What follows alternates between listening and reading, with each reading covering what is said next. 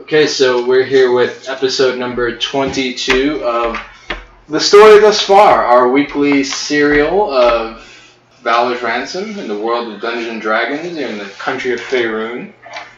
And before we get started, we're going to go through a couple of quick announcements today.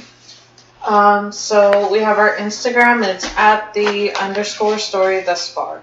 Awesome. And email is storythusfar@yahoo.com. These guys are so prepared. I'm so proud of them. All right, yeah. So I think we're just gonna hop right to it, yeah. Yep. All right. The story thus far: Daedalus, Terra, Barag. While in Baldur's Gate, the three of you managed to stave off a savage ambush perpetrated by a hippogriff named Bentley, a muscle-bound bipedal humanoid with gray, thick skin, standing at about 7 foot tall, with the head of a hippopotamus and wearing a gentleman's monocle.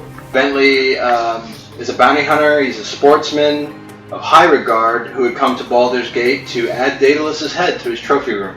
The fight was looking bad for you guys, and if not for the timely intervention of Kohl, a tiefling bounty hunter with a talent for the iron, who had ended the fight with a nod and a shot between Bentley's eyes, Daedalus just might have ended up in that trophy room. Once the dust settled, the three of you settled back into the Climb Hammer for drinks and proper introductions. Kohl explains, for reasons of his own, he and the Guild, a group that controls the criminal underworld in Baldur's Gate, have come into conflict, and that he and Valor's Ransom may indeed have a common enemy in the Guild. Marcus, a holy man with the Order of Hestia, arrives, and after you give the holy relics to the Order that once belonged to Talbis, Marcus decrees Valor's Ransom forever an ally of the Order of Hestia. You also run into an old ally by the name of Greer Nordsock, the dwarven bounty hunter. Wrong character. The dwarven bartender from the Alderman Woolster. As conversation and ale are being had, Terra, you hear a noise coming from Barag's room, where all of the Syndra treasure hoard was secured. Indeed, you were being robbed by hooded figures in crimson monastic gear, and the chase was on. Barag was the only one that was able to grab a hold onto the getaway vehicle, a horse-drawn cart filled with your loot. Both Kohl and Terra managed to get some shots off at the cart, damaging it enough to allow the rest of you guys to catch up on foot, and the battle was quickly joined. It was looking bad for Valor's Ransom, as Barag found himself unconscious and at the mercy of these scarlet-clad ninjas. But with one wave of Daedalus' wand of fear, the battle was turned and Valor's Ransom had regained the upper hand. Sensing imminent defeat, the leader of the Crimson Brotherhood allowed his resolve to break, but for a moment.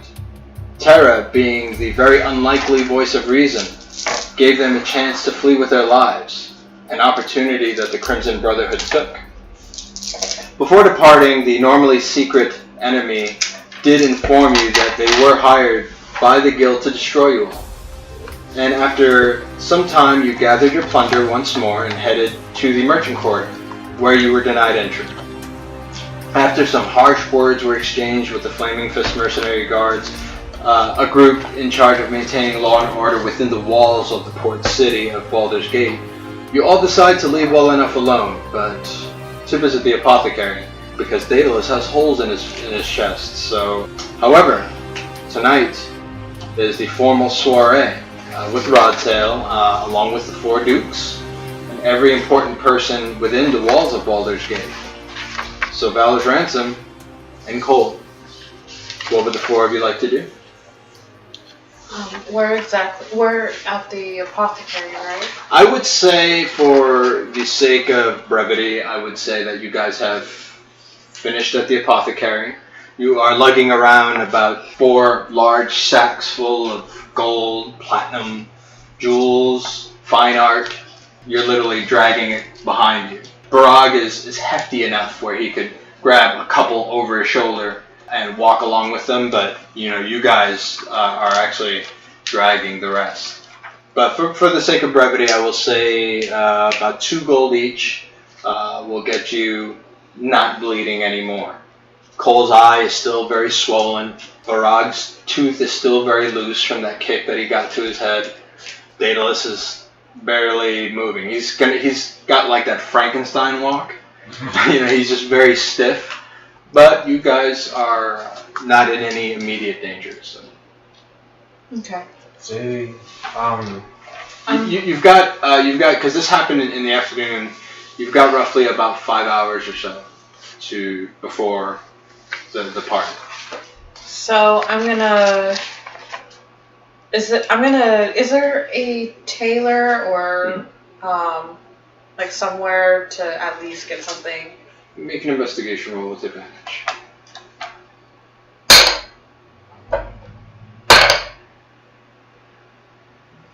14. 14? Okay. You go around for about a half hour or so. And finally you are pointed in the direction of a finery shop that also has a tailor within this finery shop. So yeah, you a nice elven couple, older couple, but they've got a lot of stuff on rack. The gentleman who helps run the finery shop is actually a former military man, so he has a lot of military uniforms, Barag, from all different, he just loves anything military. Mm-hmm. So he's got a lot of formal as well as a lot of standard military uniforms options as well. Kohl, I don't think that you've ever served in the military. Daedalus, you haven't either. Terra, you can kind of pull off a sea captain's formal attire if you want. I will. Or you can go with the traditional formal dress. Now you can. So the gentleman tells you, he says, well, we do have a sea captain's gear, the formal uniform of a naval sea captain. You're a little short though, so give us about 4 or 5 days. We can tailor it down, kind of shrink it. Just a dress then, I guess. Dresses we have of all sizes. Oh, joy. And I'm just gonna kind of look down and kind of kick at my feet darn it. Sure. And he kind of looks at you with a little bit of a smile, along with his spouse, his lovely wife, who's helping Barag, and she's kind of taking your measurements. And she goes, so, Dwarven uniform, eh? What unit were you with? I was in charge of a division, former general. It's impressive. What are you doing here in Baldur's Gate? I kind of shrugged towards Terra and I'm like, I'm just accompanying the young lass over here. And I kind of shoved Terra. Not my kind of town, but I'm here with her, so, Sure. Sorry to hear about all the trouble up north. It haunts me. Hopefully I can get up there sometime and find out what's going on. We've had fewer and fewer ships coming from the Dwarven kingdoms up north. I hope that's not a bad sign. I hope not either, but they're very much into trade with Baldur's Gate, Elven kingdoms. They have a very, very lucrative business relationship with all of these organizations, and it just seems that things have stopped coming from them, at least not as much as they used to. That's very troubling, yes. They're probably at each other's throats and keeping all the supplies for their separate armies now. I don't want to make any false accusations or judgments, but I do hear that dwarves, as loyal as they are, can be a bit headstrong. I'm just gonna start chuckling and kind of going and quick to jump to a fight. So hopefully, cooler heads will prevail. I hope. Barag. Oh, sorry. I'm sneezing. Oh, no, must be the listen dust. to this one over here. Ignore her. She's shenanigans. Okay, all right. Well, somebody as important as a general, I'm sure, may be able to restore some sort of semblance of order, I hope. I'm hoping to find maybe some of my old division there. Mm. Well, probably what's left of them. Most of them might have branched off and left after the Civil War started. But I may find them there still. Make an intuition check. Intuition. Yeah. Son of a gun, man. Dun, dun, dun. Perception. I don't see that on my. Yeah, that's a brand new stat I'm making up. 14. 14. You can tell that she's genuinely concerned. She's being completely honest. But you can also tell that she probably knows more than what she's letting on for your sake. Yeah. She hears a lot of things coming off the boat, the many boats at port here. And it's really hard to tell what's conjecture and what's true. Yeah. But you can tell that she's certainly heard more than what you're discussing with her about what's going on up north. So, Kohl, you do see one of a human who works at the shop. She's kind of looking at you, and I've never tailored for a tiefling. I knew that was coming. even at Baldur's Gate, tieflings are rare and kind of exotic. To be honest, I'm very excited. I'll take it as a compliment. She goes, "Please do." Well, what's the cheapest thing you got that won't offend the eyes of a noble? Oh, okay, all right. It's on me. We do have the issue of payment to settle, so. That's right. So she says, well, the cheapest thing that won't offend a noble. So she goes, what do we do with those things? Are those belts? Those are accessories? Are they gonna... Is she talking about my... Yeah. Yeah. You could tell that she's never seen anything like that. She doesn't really know what it is. So I kind of look down at them. These are staying with me. Okay, all right. So I'm sure that we'll be able to find some sort of attire to accommodate whatever those are. Sure. So let's take a look. What color? You've got a nice, beautiful blue skin tone and brown hair, and we also have horn jewelry as well. Wow. Now that I would be interested in. Yes. Yeah. Let's say something gray or black, even something dark. Okay. Do you have a wide selection? So she gets you to the a very modest priced, but still very tasteful garb. She said, now some of these will need a little bit of tailoring. You are, somewhat muscular, and you can see her face kind of gets a little red when she says it.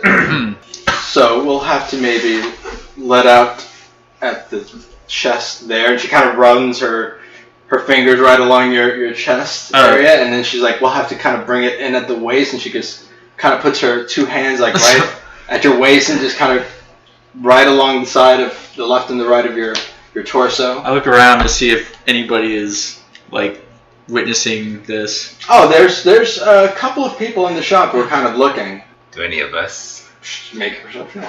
We're all rolling for this. What do you Modify 22. 19. 8. All right. So as Barag and the Elven seamstress are very deep into conversation about his home turf, absolutely, Terra and Daedalus. Daedalus actually has like this elven traditional robe, kind of, and he's looking at it, and he brings it down a little bit, and you see Daedalus's eyes just kind of like over the robe, kind of looking at Kohl, and Terra's kind of standing with her arms and her legs kind of spread out, and her head to the left, and just looking right at Kohl as you're. So you're just being measured respectfully. I back up a little bit and kind of instinctively put my hand on one of my pistols. Uh-huh. How long would something like that take? To tailor? I mean, you've heard about the formal tonight, yes? Yes. There are a lot of last minute prepping that we have to do for some of the folks picking up their fineries tonight. I'm sure we can get it in front of the queue, maybe. Well, I mean, it doesn't make a persuasion check. I'll say with advantage. Okay. Persuasion. I got okay. Natural 20. So she says, but I'm sure, and you can see like she's kind of like running her fingers kind of like along your bicep, just on the outside of your shirt. And she says, but I'm sure that we can definitely get this done within the next hour. Very much appreciated. And I'm just back up further and like walk toward, like wave at her, thank you, and I walk towards Barag. Natural 20. Alright, so as you start to walk away, she goes, oh, wait, I'm not done with all the measurements. So she grabs you like right by the back of your belt and kind of pulls you back a little bit. Hold on. Oh, I'm not done yet. I need to measure the inseam. So she takes out kind of like this measuring tape. You're shaking your head. That's Kohl shaking his head. Okay, fair enough. So she takes out this measuring tape and she's like, I need you to kind of stand with your legs apart a little bit, please. Okay. Yeah, Kohl. And apart. don't forget, and I kind of turn around to my tail. Sure. And it's not, I don't know if I described it, it's not especially long, but compared to somebody who does not have a tail, it's prominent. So, yeah, so that's a thing as well. Okay, yes, we'll definitely have to accommodate for that, and I will have to take those measurements as well to see where we are going to place it in the back of your garb. Sure. So she takes the inseam, and it's a little whoa. So, but she takes it, hands are a little rough.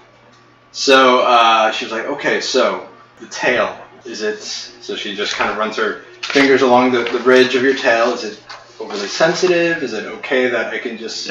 it's fine. Like an arm or a leg? It's something like that, yeah. I'm not really trying to conceal it, frankly. No, but we just want to accommodate it, yes? Sure, Okay. Sure. Alright, so hold on 1 second. So she just takes the measuring tape and she kind of measures right along one butt cheek from the bottom of the tail to the bottom of the butt cheek.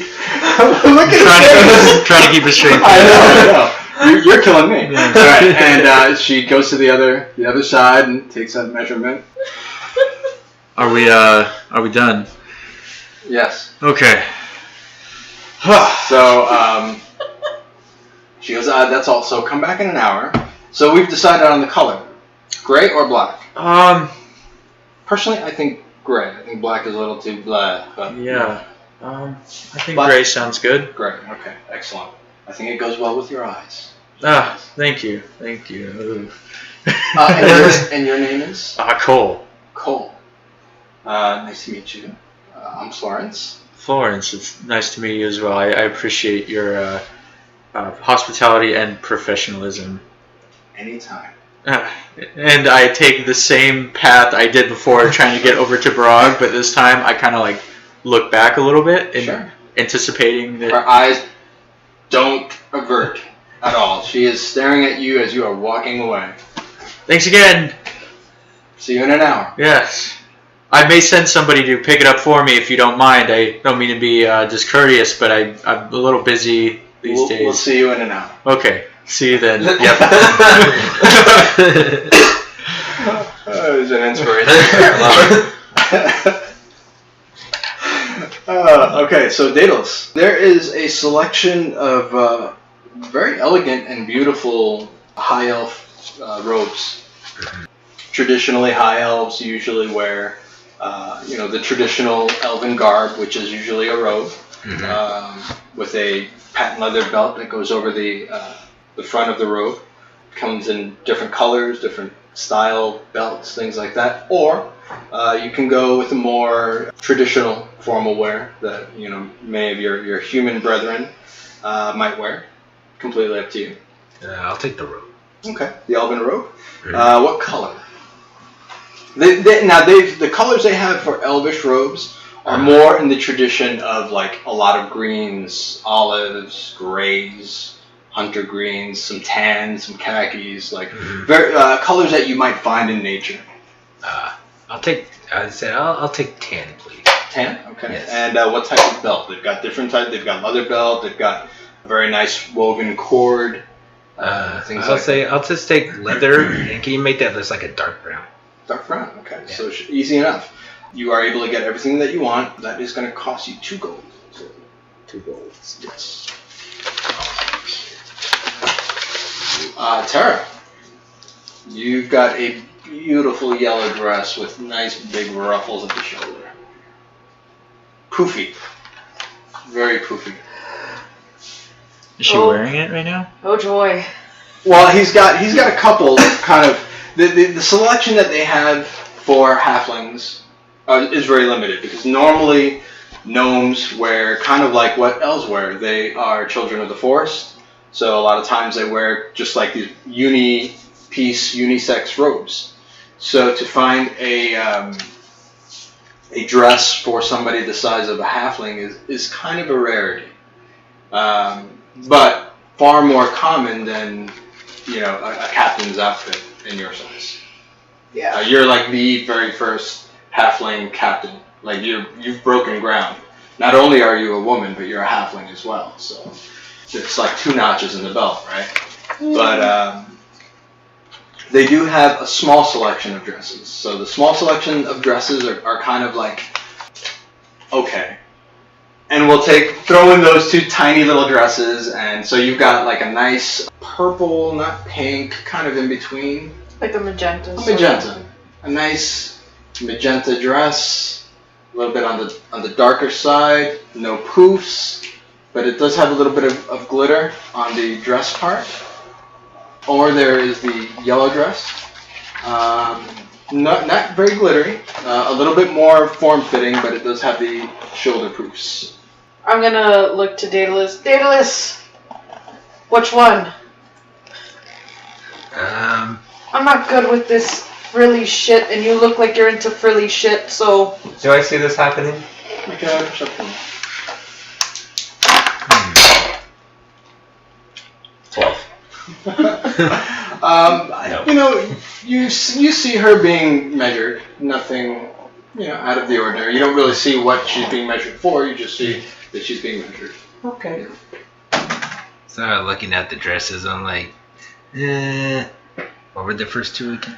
The first one was like a magenta dress with a bit of glitter on the actual dress. The actual skirt comes out a little bit, and then the second one was a yellow dress. It was a little bit more form-fitting to the body. However, it does have large yellow poofs at the shoulders.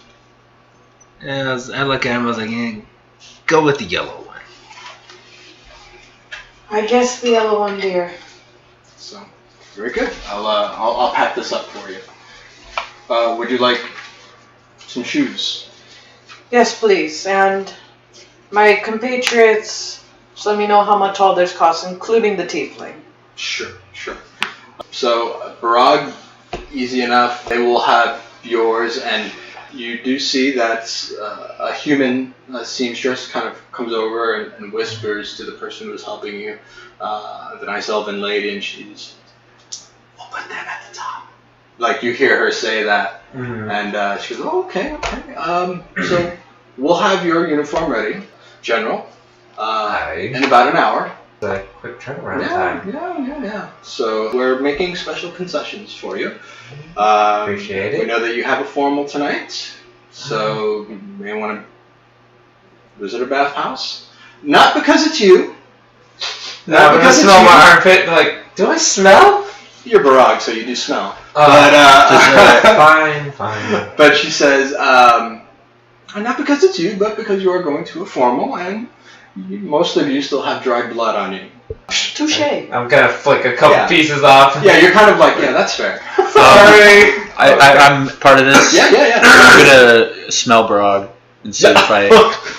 I'll say, let's do a nice percentile roll. Okay. Let's go ahead and do high roll. Let's do 80 through 100. He smells like the inside of a horse's colon.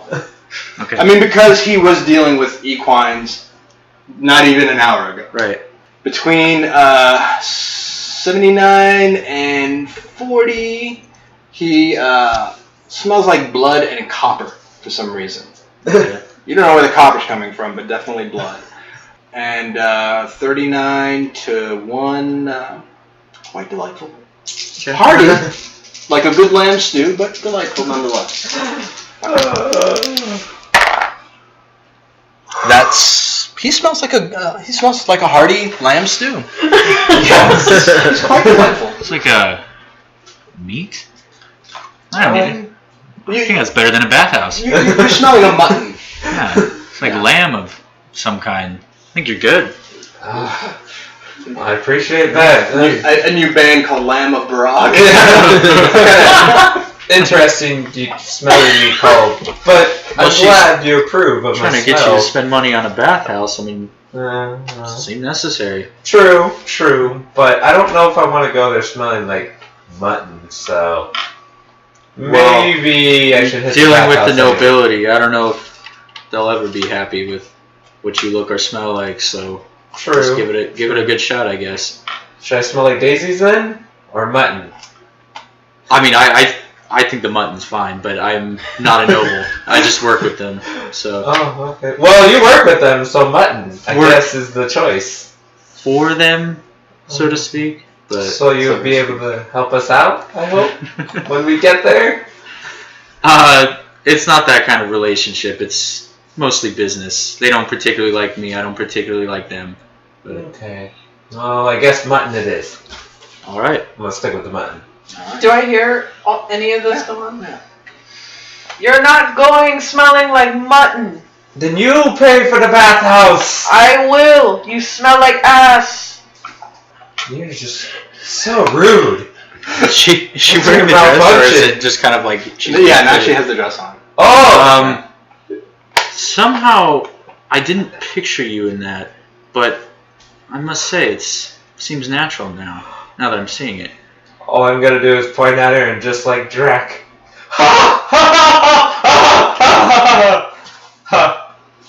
I'm just gonna turn to Barag.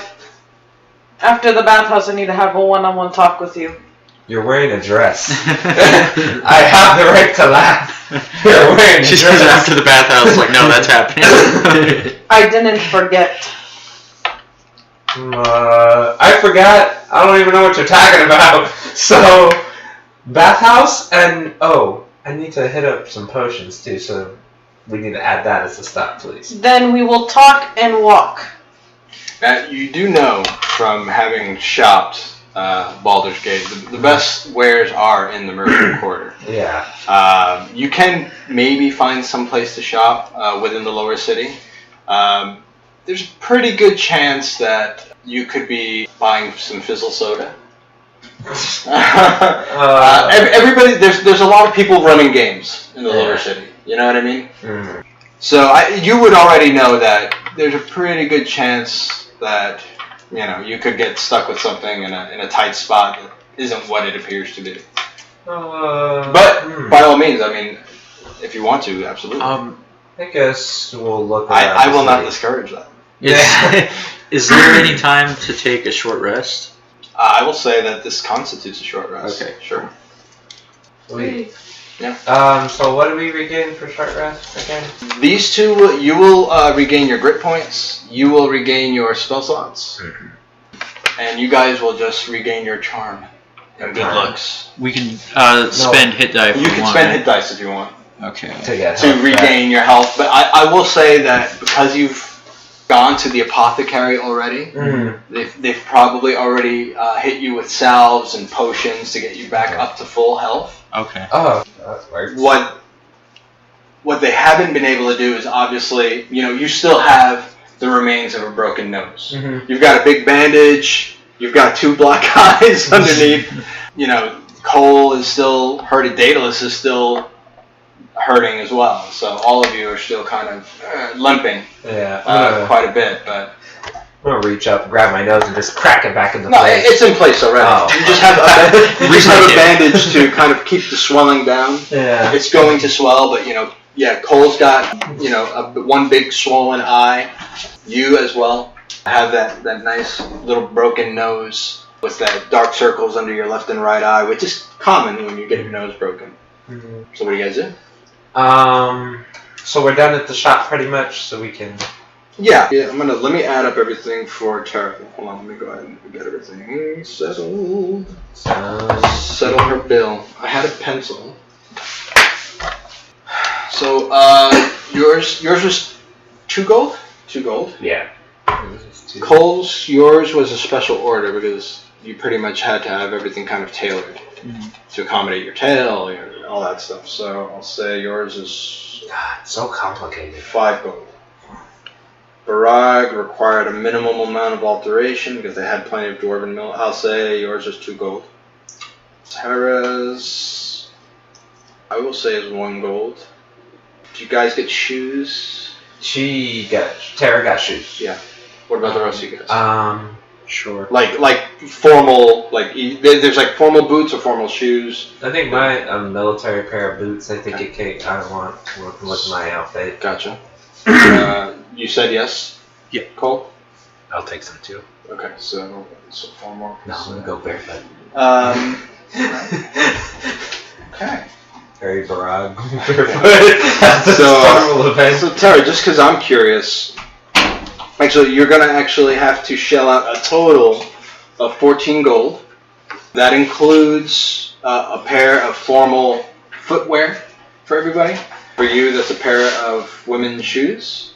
For Barag, it's a pair of military boots. For Kohl, it's a pair of formal shoes, as well as young Daedalus here. So that's a total of 14 gold. Okay. Are you wearing, I need to know, are you wearing wedges or heels? Wedges. Wedges. You know what? You look like a wedge girl. Yeah, I'm a wedge girl. Yeah, alright, Living in a wedge world. So they tell you to come back. I was not expecting that. Yeah, so they tell you to come back in about an hour, and all of your uniforms. I know it's 14. 14 gold total for everybody. Yeah. It's actually quite good. And Kohl's charm managed to get you guys ahead of the pile, on top of the pile, for alterations and such. Yeah. So. Can we ask them to see if they can point us to the direction of the bathhouses? Why don't you go ahead and make an intelligence check with advantage? You've been at Baldur's. Baldur's Gate is kind of your backyard. No. Cock. That's cocky. I know, but that sounded wrong from you. Cock die. Thank you. Jeez. Okay, so 15. 15, easily enough. It's not too far from where you are right now. There's 2 bathhouses, and one is where some rather unsavory activities might take place. It's got a very salacious sort of reputation, may or may not have some sort of criminal affiliation. The other one seems to be a very legitimate bathhouse. You can go there for massages, and as well as full baths. You've got a very large heated pool. So yeah. And essentially the way they heat the pool is they heat up stones, and they throw these warm stones into the pool that heats the water. So we'll go to that one then, the second one. Okay. So it's not very far. It's probably a block away. Okay. And for the sake of brevity, I will say, unless there's something anybody wants to do specifically within the confines of the pool house. Nah, just bath. Okay. 2 silver each for a bath. That includes flower scented water. They put petals in the water. You're dried with the finest woolen towels. You've got robes, slippers. You're very, very pampered here. And you do see a couple of people kind of walking out of the bathhouse that they look like they could probably be going to the same place you're going to. It looks like everybody's kind of getting ready for this formal. The few important people that are in the lower city right now. So I turn to kind of everybody in the group. What is this thing for now? Why would you guys want to party with these people? It's not necessarily to party, but I guess you could say it's business more than anything. No, I would say more like a meet and greet. I understand that. With Who are you trying to meet and greet? Well, The 4 Dukes, dear. The Alright. 4 Dukes. Make a general intelligence check. Still learning his stats. Sure. 15. 15. Easy enough. You You've heard of the Four Dukes. They are kind of like the ruling government of the whole Baldur's Gate, Lower City, Merchant Quarter, everything. Each duke kind of runs a major part of the city, and then there is one duke called the Grand Duke. He's kind of like, for all intents and purposes, the shot caller. It's always good to know the dukes, any one of the dukes, but to meet all four of them is quite an honor. Not many people are invited to a gathering like this, not all at one time. Do you intend to meet them tonight? Tonight, dear, yes. Okay. Well, business is business. Of course, you don't have to come along, but the invitation is always open. Well, the suit's paid for. 'Tis true. All right. So as you guys are, where are you going now? You're leaving the bathhouse, going where? I'm gonna kind of motion to the group. Barag, follow me. You two, why don't you stick around? You have your tailoring. I think you have to go pick up. Yes. Apparently so. Have fun with that. I'm gonna kind of like. You actually, everybody but Daedalus actually has tailoring to pick up. It's ready to go by now? I'd say yeah. Okay. By the time you walk out of the bathhouse, it's an hour has elapsed. You know. So I'm gonna look to Daedalus. Daedalus, dear, if you wouldn't mind, I'll buy you an extra ale. If you wouldn't mind just picking up my stuff. Sure. And don't forget about my stuff too, please. And can you find maybe a potion shop along the way? Apparently I have to have some kind of talk with this one. I'm just kind of pointing and circling around her head like, yeah, this one. Are they sending us on errands? Sounds like they're sending us on their errands. I will buy you drinks for the rest of the night, Kohl. Make all of you make a perception roll.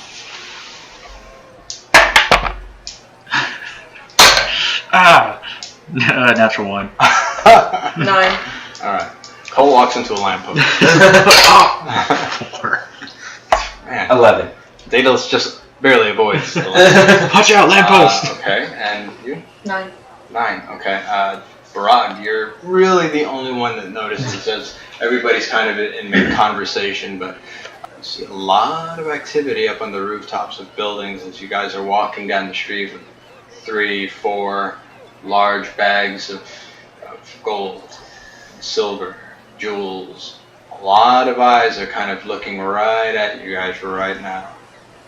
As you're walking down the street, and through your peripherals, without making it obvious, you could see, like on the top, you could just kind of heads, kind of like every once in a while they'll poke down and then kind of look in your direction, and then on the other side of the street, on top of buildings, you see almost like some sort of hidden coordination.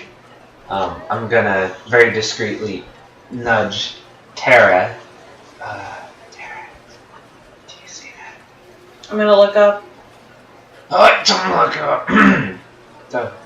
Oh, well. Very discreetly. Dumbass. So I'm gonna turn to Kohl and Daedalus.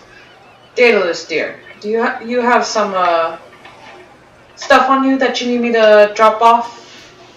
I have to go run a few errands, actually. Barag's coming with me. Daedalus, guard your shit. Be careful. So you've got 2 bags. Mm-hmm. You guys. Barag was whispering. Am I hearing him? Yeah. What? Why are we whispering like this? What's going on? I'm just gonna point up. We're being... So I look up as subtly as possible, maybe just sort of glance my eyes upwards without, pivoting my head all around. Sure. Make a perception roll with advantage now that you know what you're looking for. Okay. 18. 18. Okay, yeah. Sure enough. You've seen it in the streets of Baldur's Gate plenty of times. You're being sized up. Alright, The 4 of you. We better not go with this plan of splitting up if that is what I think it is. Then why don't we all go pick up our stuff? We'll meet at the Clam Hammer. But you. We talk later. Yes. let's get a move on. I'm fine Sure. with this. You I feel know like I'm that- in a slaughterhouse. Yeah, you know about the time that you go to pick up your formal wear, you'll probably have just about enough time to get to the gate to the merchant quarter, as it's starting to get late. The sun is going down. You'll have to gain entry within the merchant quarter. So you know by the time you pick everything up, get everything on, it'll probably be just about time to leave. What are we going to do with this stuff while we're at this soiree? We might be able to stop. Terra's dragging around this big pot. Actually, I was gonna say it's technically Barag that was last time. Okay, alright. No, it's not my pot. Okay, so he's making you drag it around. It's not my pot. Seems to me like we can't leave it here. No. We can't take it with us. Well, how far away is the clam hammer from the It's a good distance. The climb hammer is a good distance. We're going to the merchant quarter for the event, right? Yeah. Would the bank still be open? Make Around that an time? intelligence check with advantage. I was gonna say if I can help. 15.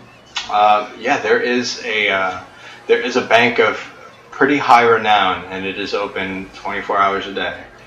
It is the most secure bank location within Baldur's Gate. It's called the BBB of BG. BB of BG. The BBB of BG. I don't know. So I'll have to find out. Best, biggest bank of Baldur's Gate. Jesus Christ! Give me a little credit, would you? I don't know. I'm just guessing. Maybe we funny. can drop this stuff at the bank on our way, but we better watch our backs in the meantime. I agree with that. That's what I was thinking about that bank since our last gen just got screwed up. Well, they've got to let us through this time. Yeah, they have to, right? Okay, perfect. That's a plan. Let's get a move on because, like I said, pig in the slaughterhouse. Let's move. Okay. So you guys put a little pep in your step as you kind of see attention is being paid to you, to the four of you, mostly what you're carrying. So you make it to the finery shop without incident, and sure as their word, all of your formal gear is pressed and it's hung. Your patent leather belt is they're putting a nice little shine on it, along with Barag, your military boots, Kohl, your formal shoes, all getting a nice little shine. They're kind of ruffling up your poofy shoulder pads on your dress. But yeah, they're putting the final touches on your clothes. So she's waiting for you with your parcel. I lean over, I'm like, good luck, Casanova. I was just like, I may need it. So I approach her. Ah, that was such quick work. Thank you. does anyone have any popcorn? You're very welcome. If you'd like, I can show you to a dressing room, and you can try it out, make sure it fits right. I trust you. I know you No, folks are clearly. no, that. Yes, he would love a Well, dress room. If you are leaving soon, you can all get changed here and leave Yes. your clothing here. And That sounds wonderful, Or- dear. I agree. I like that idea. Let's Okay. do it. Well, you're still wearing cast-off armor. I have to leave my armor here. Is that okay? Yeah. I mean, we don't. We have wooden doors, and armor is very, very. Your armor is very beautiful. Yeah. Good luck moving it, though. Okay. It doesn't move very well. Okay. Well, it'll be here for you in the morning, along with the rest of your clothes. Okay. I can't lug it around with me, but no, I can't leave the armor here. It's too valuable.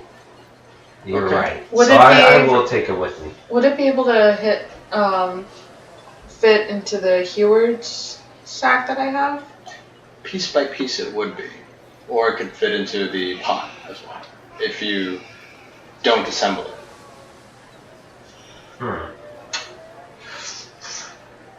We can take it one by one and put it into the bag, right? Yeah, sure.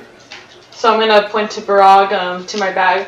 Why don't we just, why don't you manually take it off instead of being lazy? That's what he would have to do. You wouldn't be able to say the words. Yeah. You would actually have to take each piece off and then stow it away. So you're saying I gotta do this the hard way? Fine, and I'm just gonna take a bracer off and just hand it to You are so spoiled. You are so spoiled with that armor. My cast off armor. Remember the days of 10 minutes to put on armor? 10 minutes. Evidently you don't. I do now because I gotta take 10 minutes to take my armor out. Alright, so Barag begins the laborious task of taking his armor off, one piece at a time. And then I'm gonna whack Jackass! I'll slap my bag right Where's there. my suit? I want to look all pretty. Somebody put a bow in my hair. Hey, toots! Put a pretty pink ribbon in my hair. Barag, take me to the formal. Please. Can we do the cha-cha? Will you dip me ever so low? Oh, man, why don't we carry that thing around as obviously as everything else we have It's here? 440, jackass. Maybe somebody will steal him. Yeah, well, someone already has tried to steal him, and second, you you didn't keep let your them. mouth shut at the formal, maybe I'll take you. Oh, you wound me. Why do you have hood ornaments on your horns, jackass? This is sadistic. You can keep this thing around. Right, he keeps this thing around. He bought it. We can't tell him to get rid of it. So. Hey man, it tells the time. There's nothing better than that. It's true, I tell the time, Daedalus. Yes, you do. Okay. Is there a clock in this room of any kind? I will say, yeah, there's a timepiece. Rudimentary. So I look over. You could buy one of those. Yeah, but that clock is like this big, and I'm just gonna be walking around the forest with this giant ass clock on my back. Don't get me wrong. No Very judgment. I fucking just good. think those are some deep waters.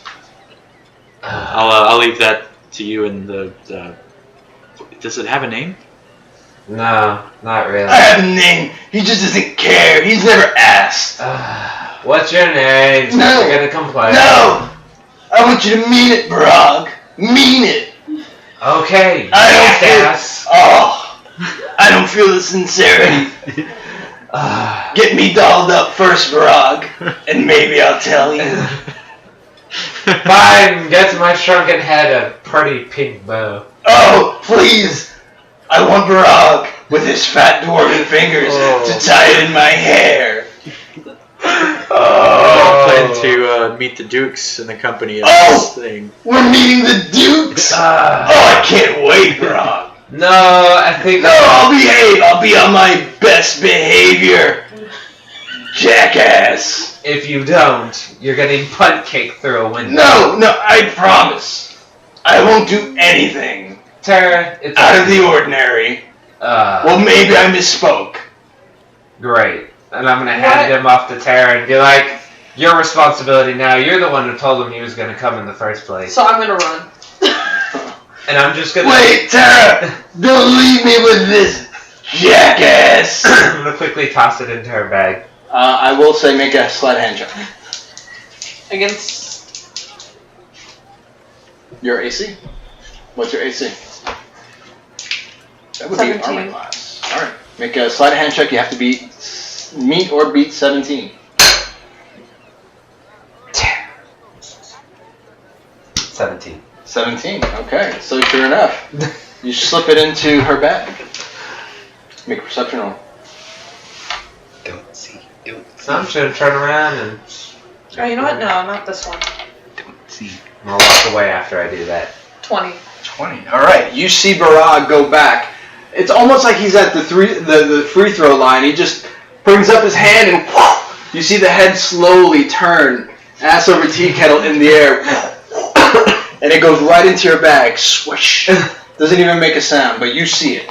So, I like this game, so I'm gonna kind of flip. No! No! Terra, don't do this to me! I see the way you look at me! So I'm gonna, as he says, I'm gonna toss it to Daedalus. So Daedalus, you see the head is coming right for you. The people who work in the shop are in shock right now. Oh my They're god. like, you guys need to really pay your bill. You're being very disruptive with this, whatever it is, this head.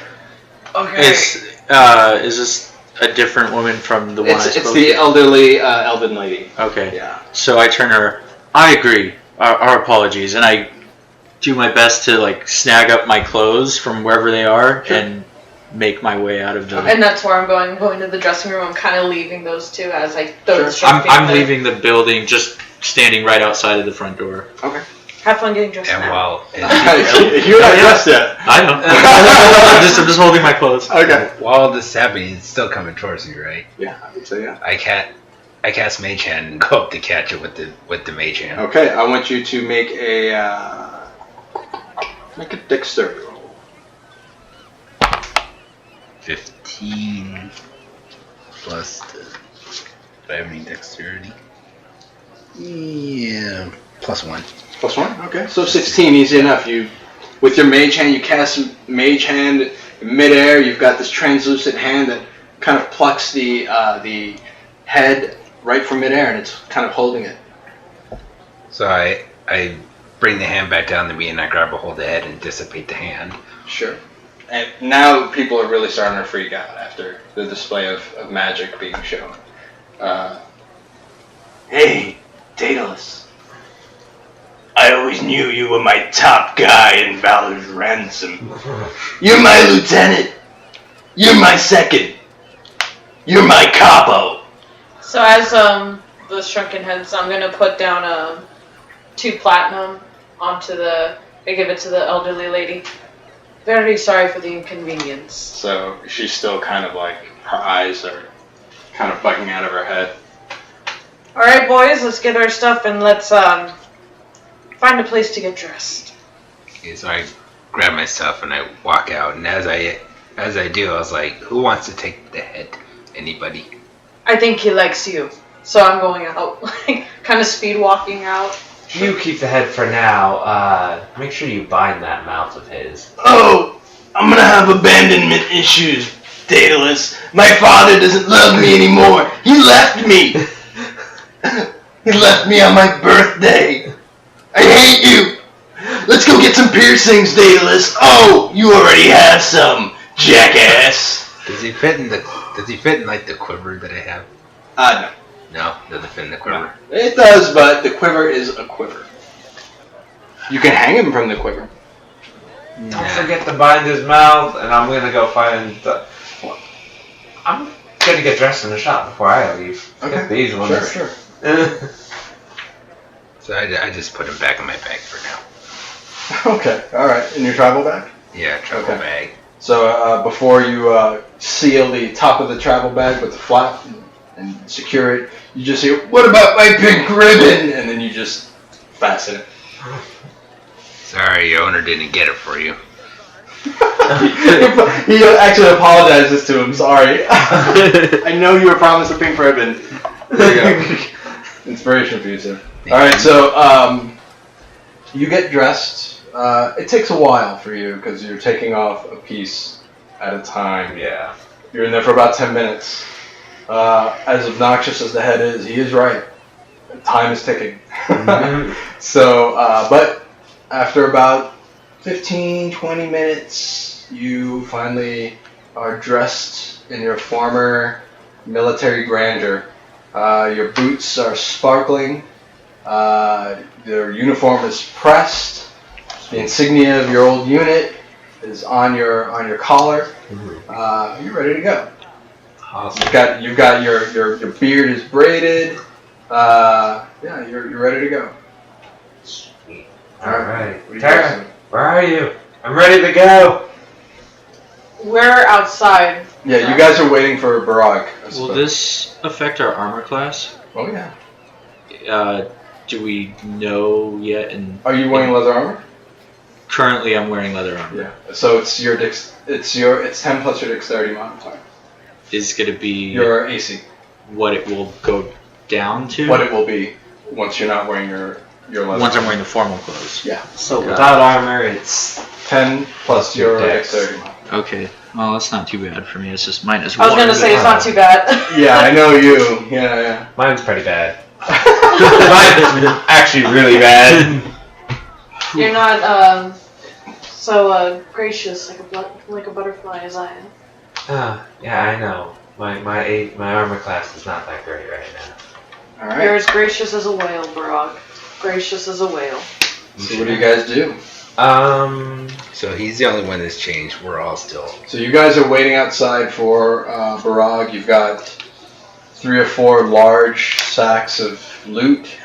You've got a very large pot of plant thing. Yeah. that Terra's been the looking potted around. plant that I put my shrub in there. Yep. So about 15 minutes pass, and Barag finally comes out, and you see that the sun is not as high in the sky as it once was. You guys should be getting to the Merchant's Quarter pretty soon. Yeah. So Let's we need move on, you lot. So we didn't think about getting dressed, did we? Probably not. Barag Barag did, yes, he did. I'm dressed. What's wrong with you 3? Are we planning on going straight there? Yeah. Well, duh. Well, Do you see the sun? yeah, that's how I tell the time. And all I'm gonna say in response to that is, "Hey, jackass! What's the time?" Oh, he's rubbing off on you, I see. Well, I'll say that It's time to get dressed o'clock. Let's go. Are we doing it on the way? Well, I guess we're gonna have to. And so I'm gonna hop into the alley, like kind of like make a perception roll. You need to find a nice hiding spot. Yay. I like perception. You guys doing this Spider-Man style, or? Is there any flat rooftops around? There's a lot of flat rooftops around. Look. You rolled a 1? Is there like any? Jesus Christ. Is there anybody? Can I see if there's like nobody really on these rooftops? There are people on the rooftops. Okay, that's gonna be good then. I hope she finds a hide. 17. 17. Okay. You found a spot. You think you're pretty hidden. So I'm gonna do that. Okay. So you go into an alley behind some trash cans, between some slop buckets, and you get changed. Make a sleight of hand check with disadvantage.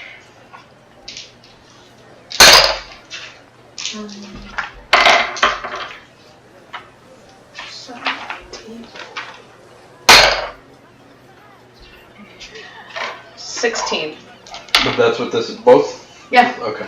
With disadvantage. You manage to avert disaster as you're getting changed. The dress itself, the bottom of the dress, almost gets dipped into one of the slop buckets that you're changing next to. But you see it, you catch it, and you manage to pull it out just in time. Your shoes are a little scuffed, but all in all, you managed to pull it off. Yay. Yeah. What about you two? I'm gonna search out for an alleyway as well. I was going to go the whole rooftop route, but you said people were up there, so I'm like, oh great. I'm gonna point to the spot that If you'd like to go to the rooftop, David. No, I'm absolutely can. I'm not gonna go up the there. DM is smiling. That means you should do it. No, No. that means you shouldn't do it. Learning. So I'm gonna just go to the same spot she did. Okay. Maybe I moved the slop buckets first. So I moved those out of the way All right, first. make a sleight of hand check. 20. 20. All right. Yeah, sure enough. Your shoes don't even get scuffed. As a matter of fact, you're able to put the elven robes on over your clothes, and then just take your clothes off underneath your robes, and then just slip them right off. And I put everything I took off, my boots, my clothes and everything, I put it into my pack. And then So as you're putting your clothes into your pack, you hear, "Why didn't you wash these, jackass?" And so I'm gonna turn to Daedalus. Give me the head. so I fished the head out. And I hand it over. So I take it and then I get some of my clothes and I kind of like start wrapping him in the clothes and wrapping around his mouth. I can't breathe. I can't breathe. You're gonna kill me. And so I start wrapping him more. Okay. Good enough. Cole. I will follow suit and go where they went into the alley. Sleight of hand check. With disadvantage.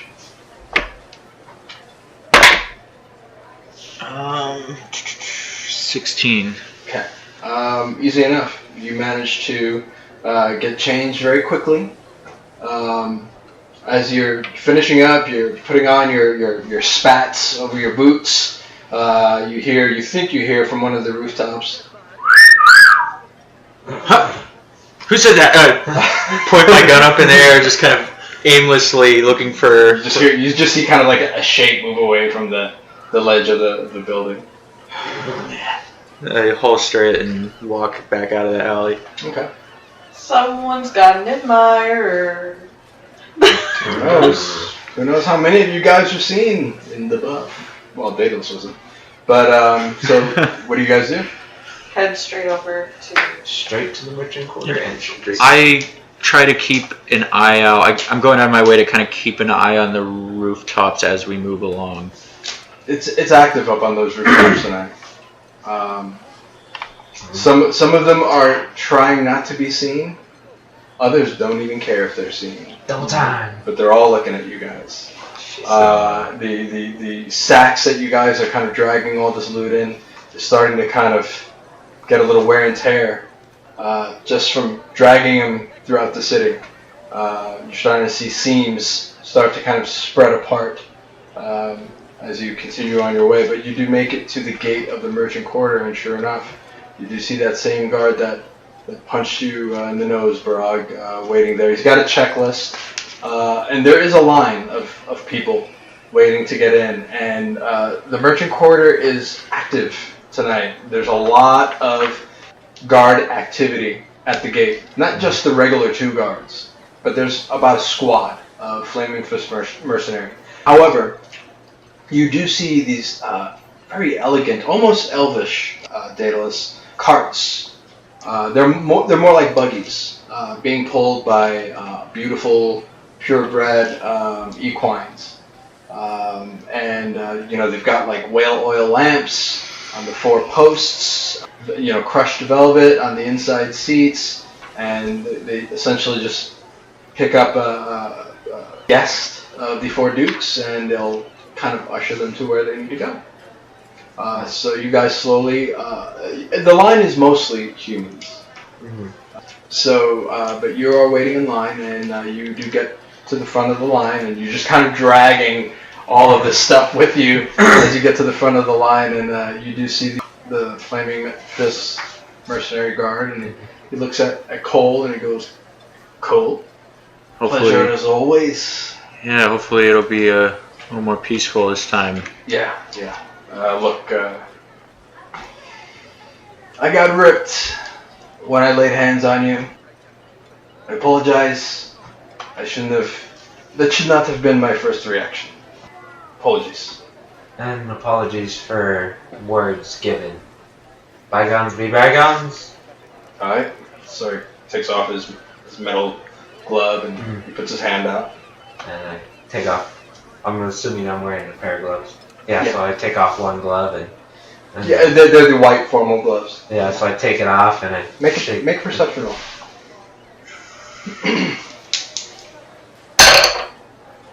I'm gonna use an inspiration for that. I rolled a 5. Okay. 17. As you shake his hand, firm shake, you guys kind of meet eye to eye. Not confrontational, but as 2 men do. He's got a pretty mean shine. I know probably don't want me asking, but how did that happen? Yeah, let's just get you into the merchant court then, right? And I'm gonna pull out a piece of gold. Just a regular piece of gold and hand it to him. I might want to get that looked at, my friend. So he kind of looks at her, he goes, "It's not one of those death-marked dwarven pieces of gold, right?" No, I promise, it's not. Just a regular piece of gold for the trouble. So he kind of flips it up in the air and catches it and goes, "Thank you." It's my pleasure. Like I said, I do apologize for words given. And for actions taken. I So he checks you guys off on the list. Do we know his name? I don't think I got it last time. Hold up. I got wait a Aldrich, but that's minute. the Yeah, you guys never asked his name. yeah. I don't think we. No. No. I only got Aldrich. You only got Aldrich. Just his boss's name. so I'm gonna ask him his name before I go. My friend, can I get your name? Colin Kent. Colin. Colin. Colin. Yes. Nice to meet you, Colin. And sorry again. Apologize for the shiner. Wasn't my doing, but still. Understood. Understood. I walk really close to him so as to speak almost into his ear. Try it very quietly. Colin, this may seem like a weird question. Maybe there's an obvious answer to it, but how secure are these parties usually? They are very secure. It's the safest place in the city. See, that's what I figured. Have there ever been any incidents in the past of anybody crashing or any violence of any kind? No, not in the Duke's place. All right, thanks. I just pat him on the shoulder. All right. So you guys behave in there, huh? They don't take any shit. Trust me. I know. I think we know what we need to do. Hopefully, we can manage to follow through on it. Schmooze, huh? Yeah, Cole, you don't seem like a schmoozing type to me. I don't plan on schmoozing. No. I feel like if I can, You're in the wrong place then, Cole. I'll get by. You know, Right. I know how to deal with these people. I'm gonna lean over. Plans the schmooze.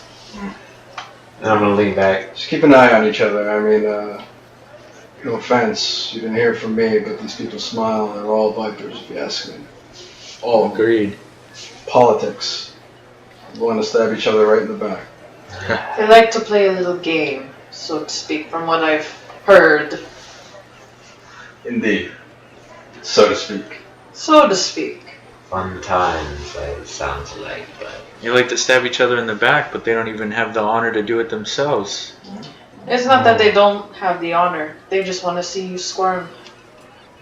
I think you're both probably true to the point. So now that we blew off that steam, I think we can head in. Yeah, so about 5 minutes, less than 5 minutes. we want to stop at the bank on the way before we go to the actual party. Sure. Yeah, if we can. Before we get there, I will say that the some of the mercenary guards who are there actually kind of help load your wares onto the cart.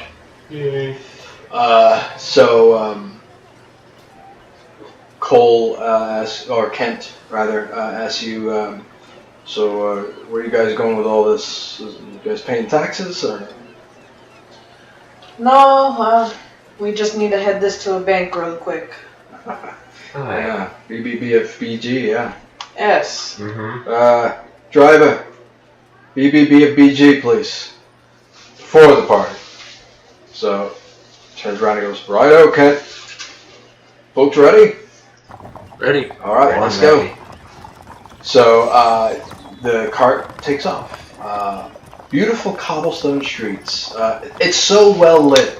Even though the sun is coming down, the sky has turned from an orange amber to a blue, and each corner has these beautiful, intricate whale oil lamps that are lit. Visibility is very high here. You guys notice that the mercenary guard presence is also very thick here. There's 2 to 3 on every street. You see them on the roofs of the buildings. The place is pretty secure. So as you guys continue on your way, you do see the Omnium Continuum.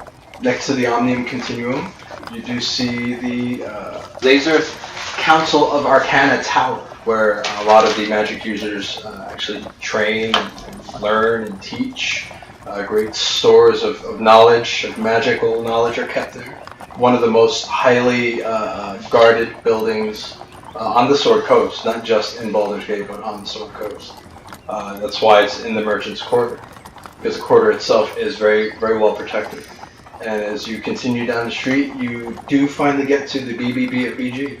The BBB of BG is it looks like it was made from an ancient tree. Probably about 150 foot in circumference. It looks like it was chopped at about 50 foot up. It looks like a ridiculously oversized tree stump.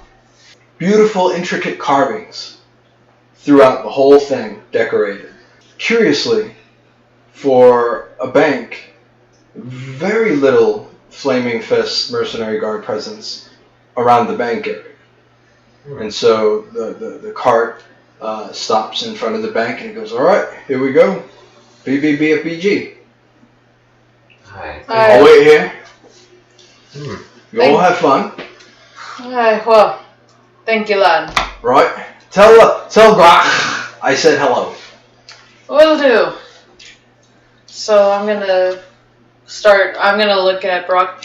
Okay, Mr. Muscle, let's go. Let's start unloading this. Let's go. Okay, I'm gonna pick up 4 bags and jump off the cart.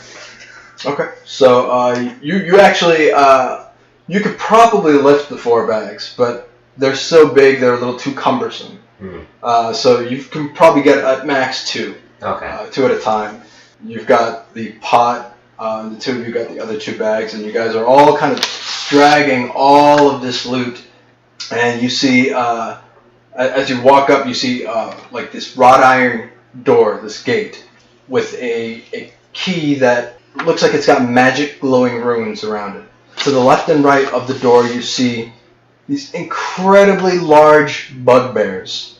2 of them on the left and the right side, in very tight-fitting uniforms, thickly muscled. I mean, you can see like almost cable-like muscles underneath their fur, kind of popping out of their uniform. They've got big clubs strapped to their back, and they're just sitting there with their arms kind of crossed the chest as you guys approach, and they look at you and regard you and bow their head. And so I bow back. I also bow. And he kind of just points to a hole within the wood of the actual structure. I think he wants you to stick your hand in there. Do it. I want to see it. So I do what Barag says and kind of stick my hand into the hole. And It's a little too high for you. So I'm going to run over. I'm going to pick her up, hold her by my head, and be like, "Here you go." So as you kind of, it's still pretty high. It's about bugbear high. And you see the bugbear kind of look at you and then look at Barag and go, and he just picks Terra up by the back of her dress and puts her right by the hole.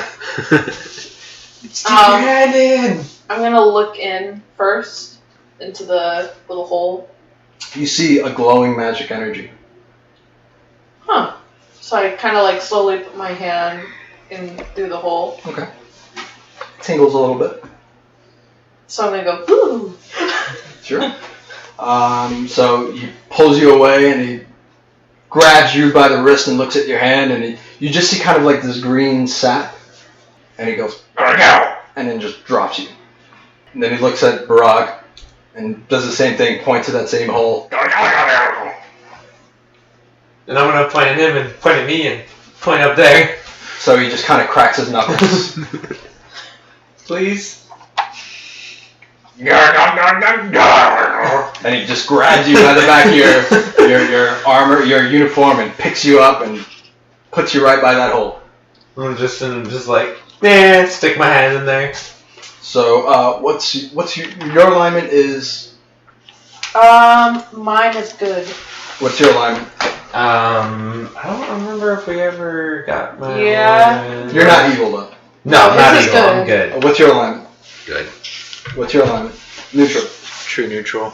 Gotcha. All right. So you stick your arm in there, right? Yeah, and I'm just. Same thing. Comes out green.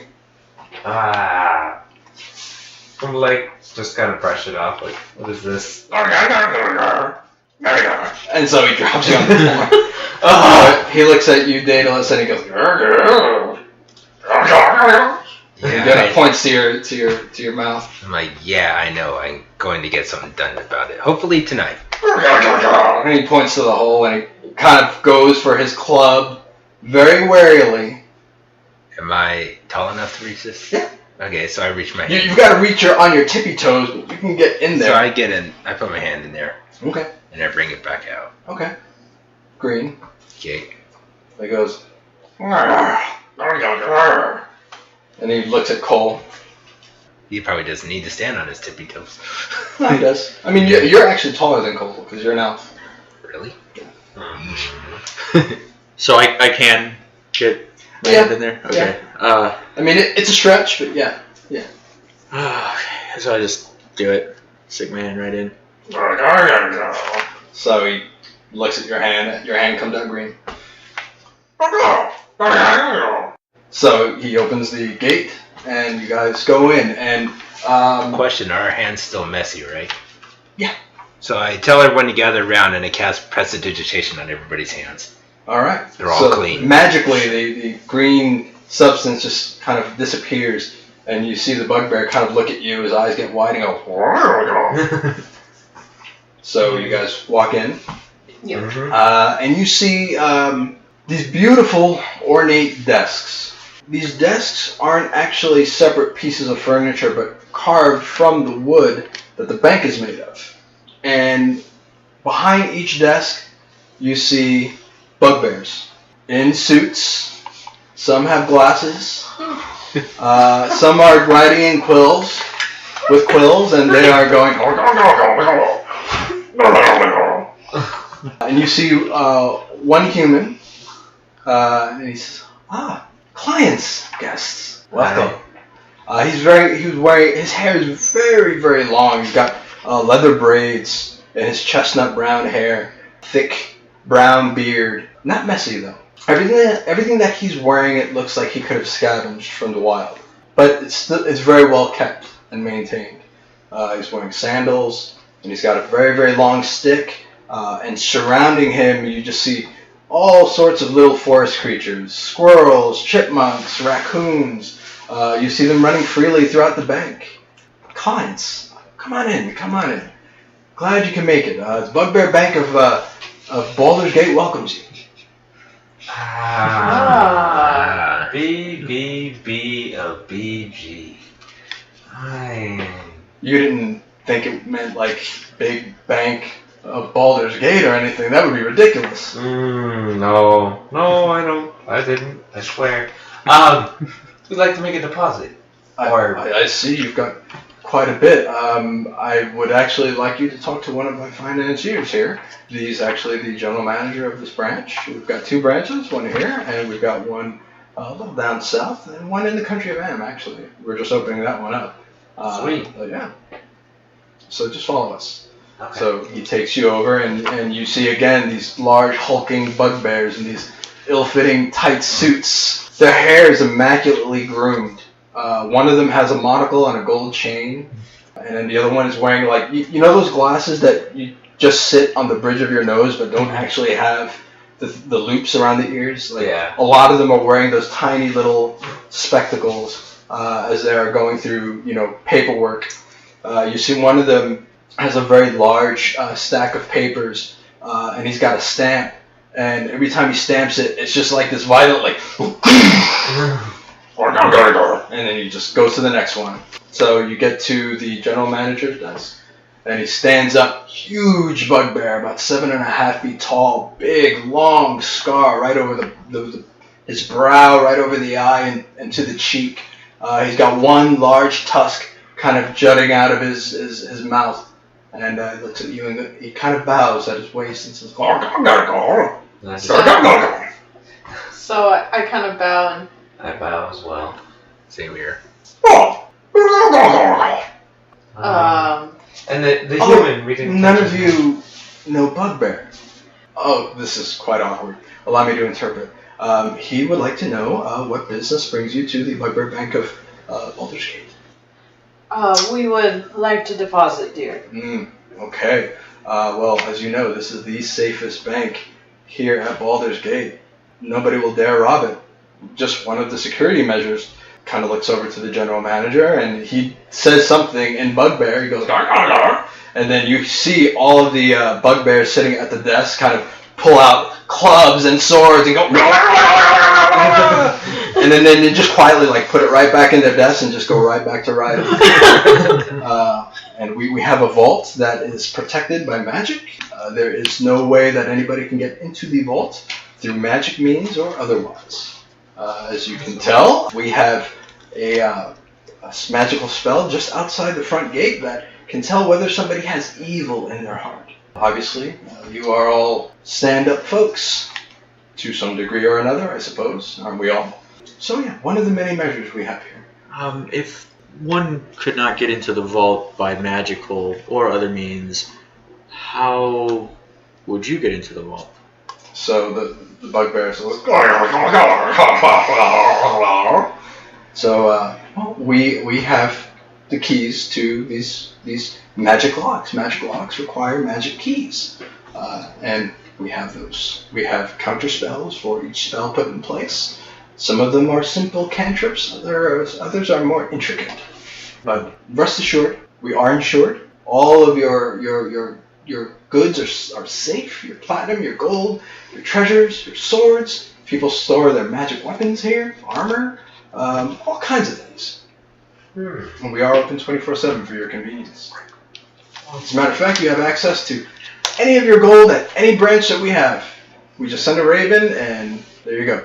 Hi, well, this... We just have to set up a code first to make sure, you know. Yeah. Of course. I say, boys, well, I don't want to be carrying... There are no foreign raven fees either. Ah, Yes. that's nice. Very nice. Well, boys, Kohl, let me pay you first. The rest, we'll put here.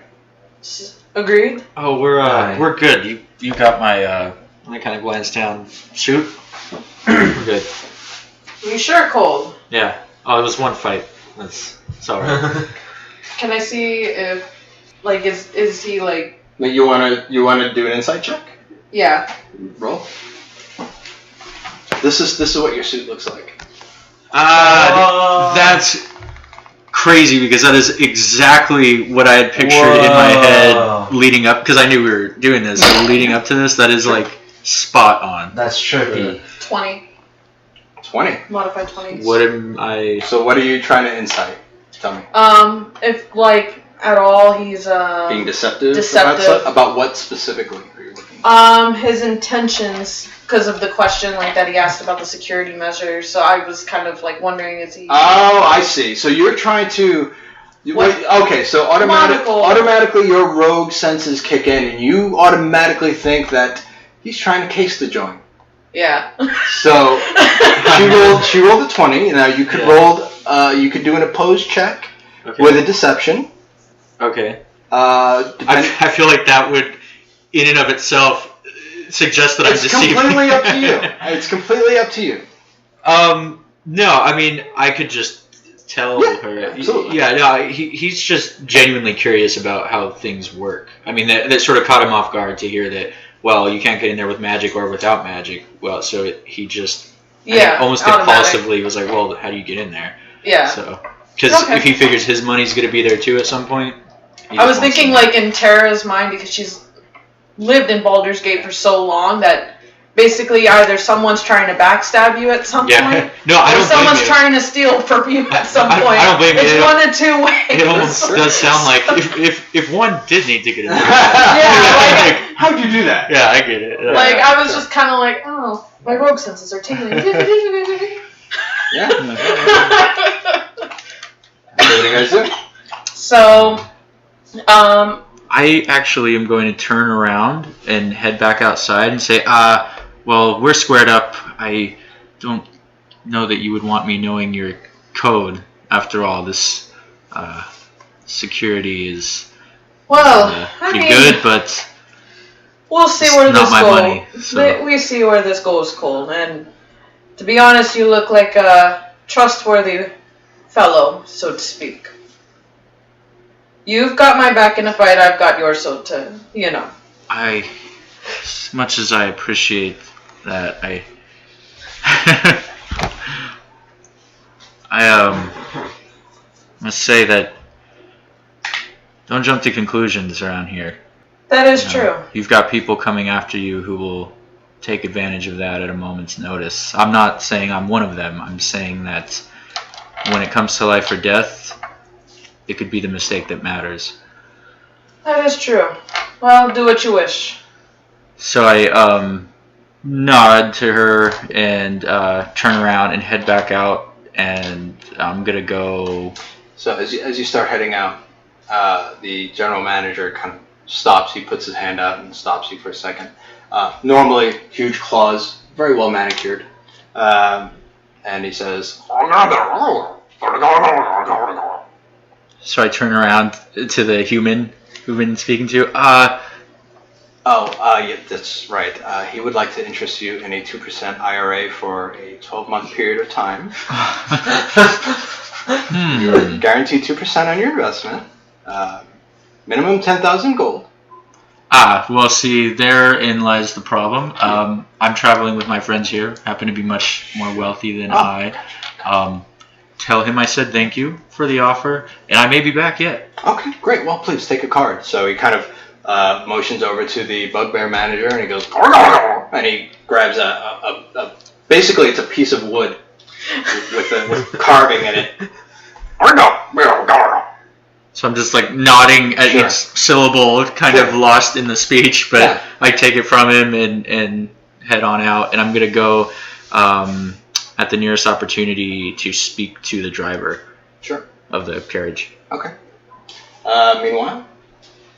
So I'm gonna deposit almost all of what we have. So I'm just gonna speak to him and, all right, boys, before we, so to speak, put everything in the bank. So he says, my dear, what does he say? How much would you like to deposit today? And I want to motion him. We didn't catch your name, by the way. Oh yes. My name is Grath.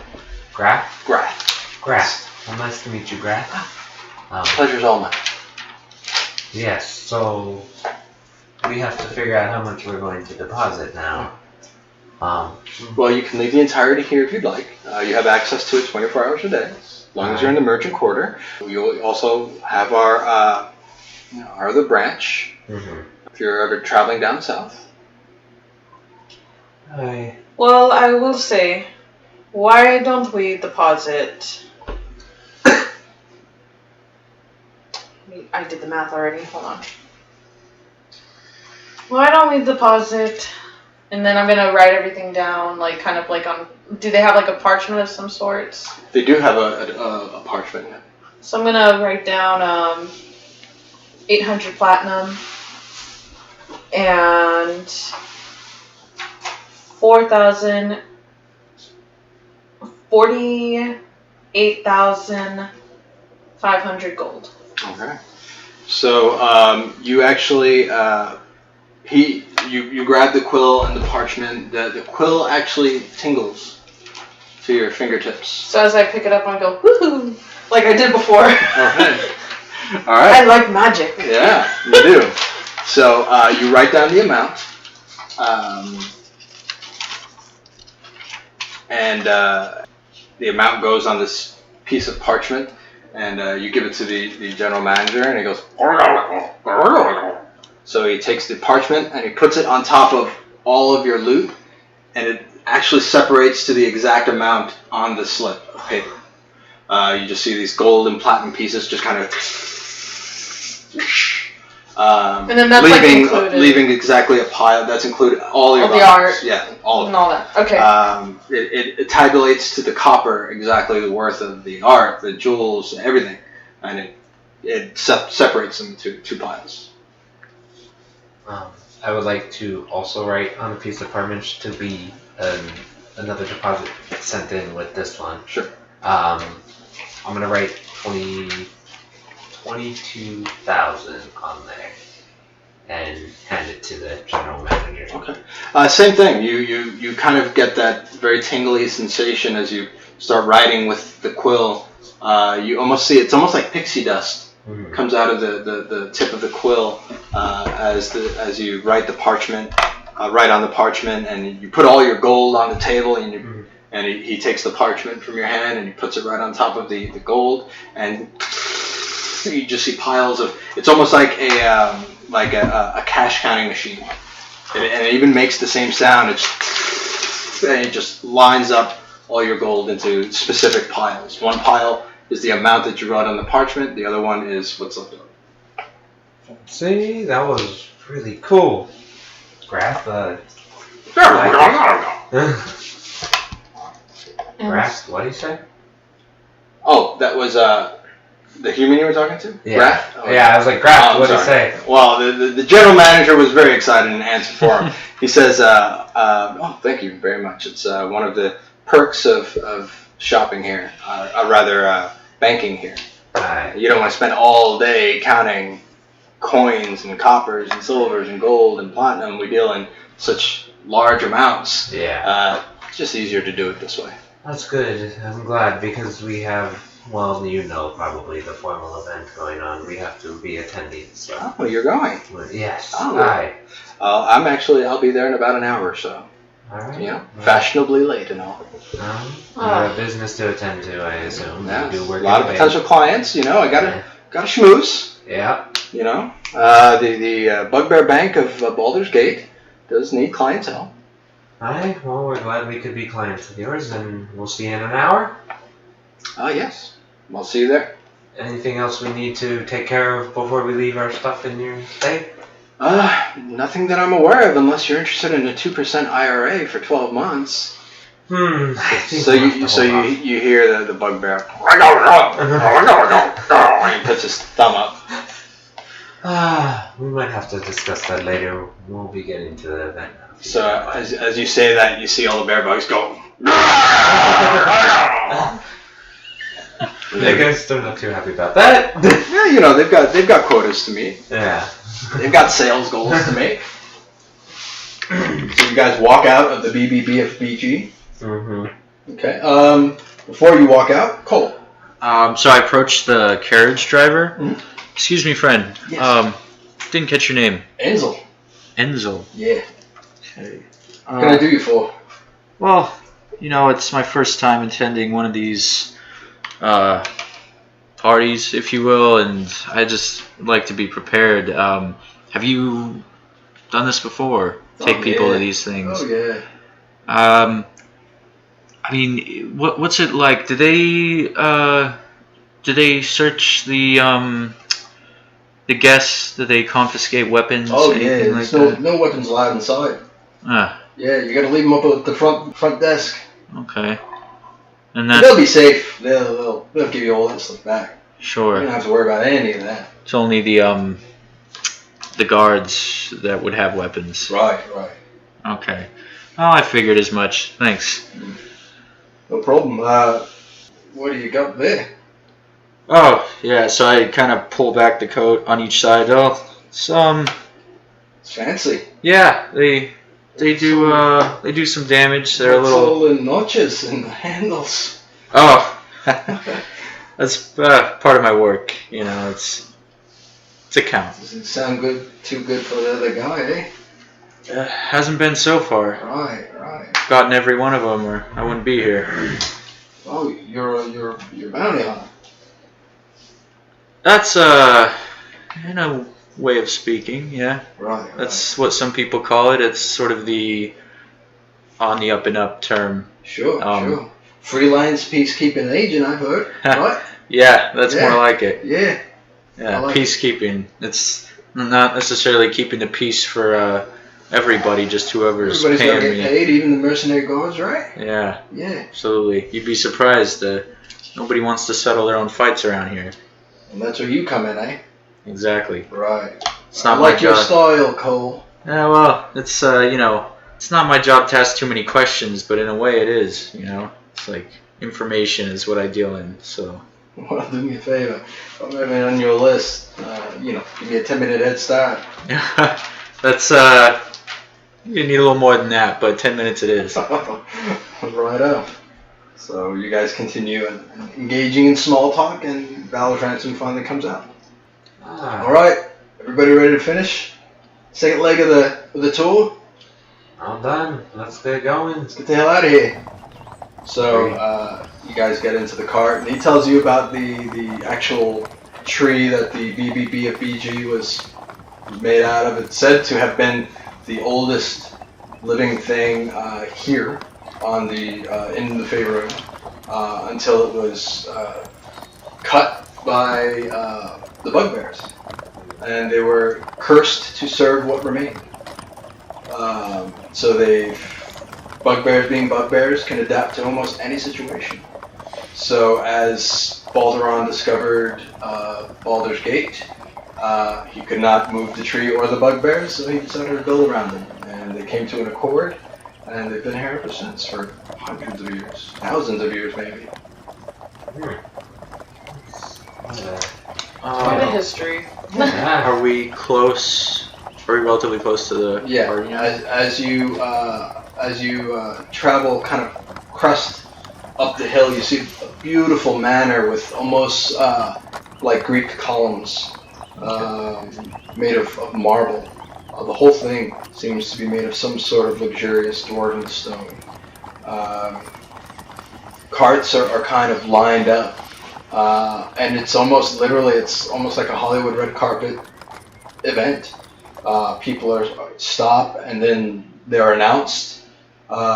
And once they're announced, they enter in, and there's already at least 100 people there.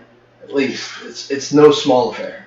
You can hear music before you even exit the cart. It's beautiful, lavish orchestration, a full orchestra. People of all types there, mostly human. You do see a tiefling. There are some elvish, some dwarven military, no halflings, but you do definitely see some captains from other ships. It is a port city after all. But yeah, so what do you do?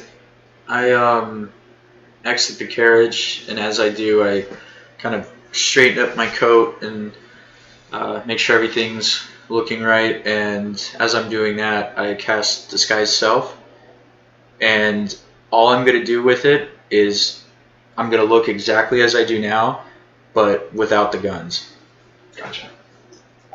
And is that It's an hour long. Right. And it can be, if somebody were to... True sight, I believe, right? Probably. It doesn't mention true sight specifically. No, but I know true sight can actually see through illusion. Right, and there is also, it does mention a couple things. True sight. It's okay. So what you're seeing, I meant. I'm sorry. Right. The changes wrought by the spell fail to hold up to physical inspection. For example, if you use the spell to add a hat to your outfit, objects pass through the hat, and anyone who touches it would feel nothing. Gotcha. And it says a creature can use its action to inspect your appearance and must succeed on an intelligence check against your spell save DC. Awesome. Thank you, sir. Sure. All right. Daedalus. So you actually are announced. What's your surname? I have not actually picked it yet. Wow, such a gunslinger move, man. Such a gunslinger. Lone Ranger. Yeah. Just the man with no name. I don't need no surname. Yeah, the man with no surname. I had a surname once. Even I forgot it. That's not true, but yeah. All right. I will have a surname for him. Sure. All right. So they announce you by call and your surname, whatever that may be, and Daedalus Hartwell. And then when you are announced, you hear people kind of everybody kind of stops for a second and turns around, and you hear murmurs throughout the crowd. That's Daedalus Hartwell, and you even hear some golf claps as you're being announced, and you make your way into the party. You're being, see a lot of people looking at you like, that's Daedalus Harbaugh. I've seen him once. I know I have. And then Captain Terra Highhill. And then you hear, no, I'm kidding. So, so you're announced and you proceed to the party.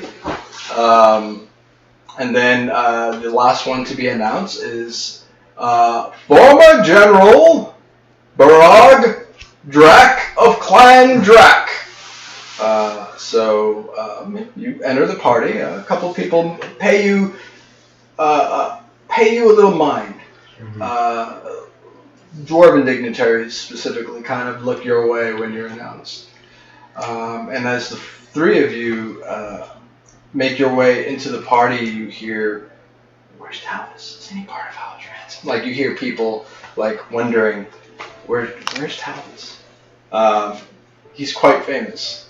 So you got but you all have a little bit of notoriety after what you've taking down the cult of Talos as you did.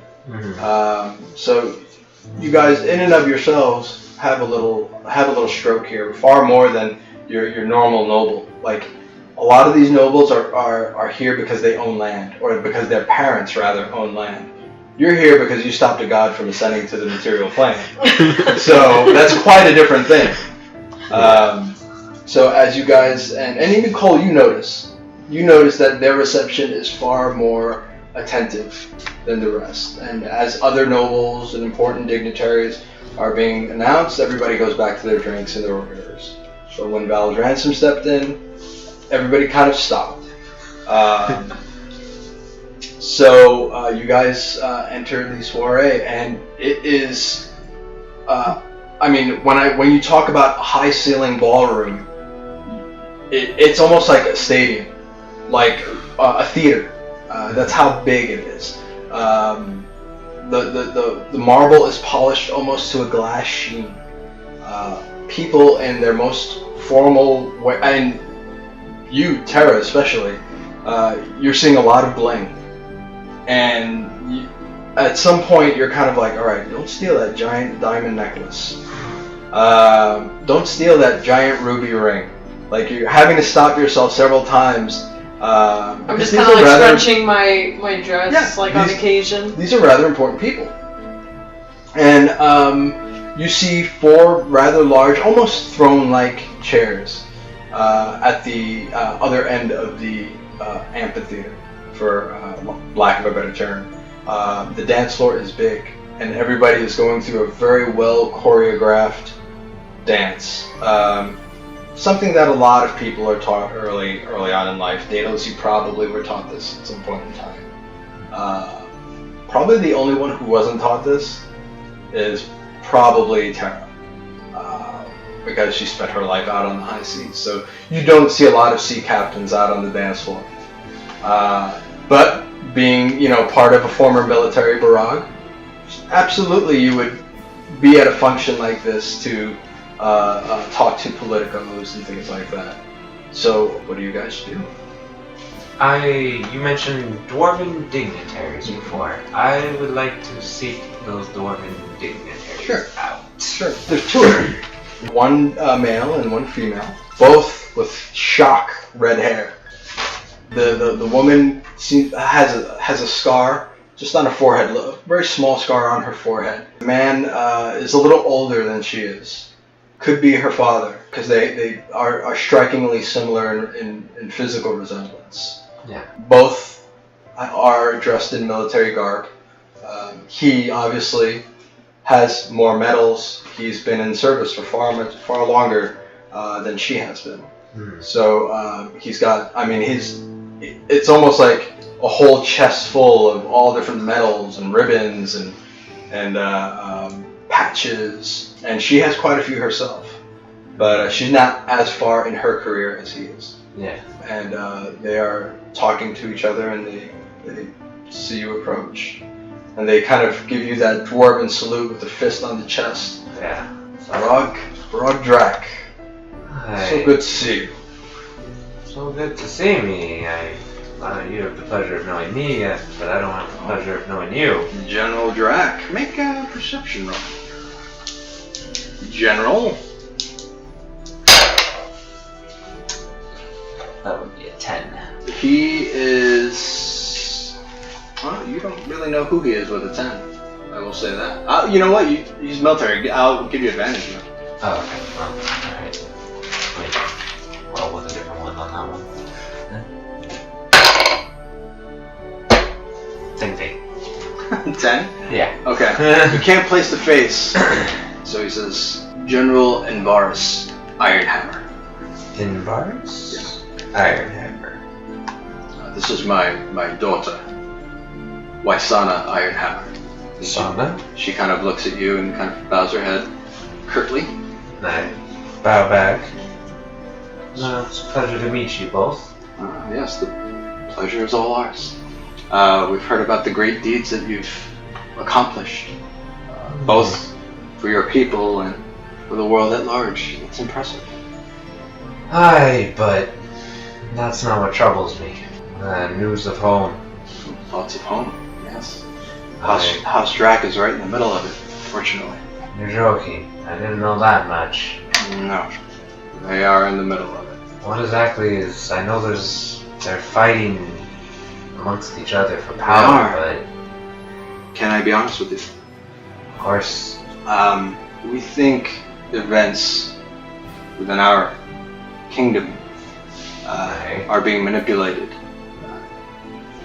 We've come to investigate a group called the Guild operating out of Baldur's Gate. Oh, the Guild, yes. I've heard of them. They're actually, well, they're hunting us, in a ways. Us, Valor's Ransom. Then I don't think the troubles that our people have found, specifically your house, and you being hunted are coincidental. I don't know. We have done many of the deeds, so anything could have led them to... Have you ever...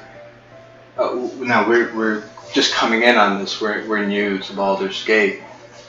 We've escaped a lot of the violence and bloodshed just in time.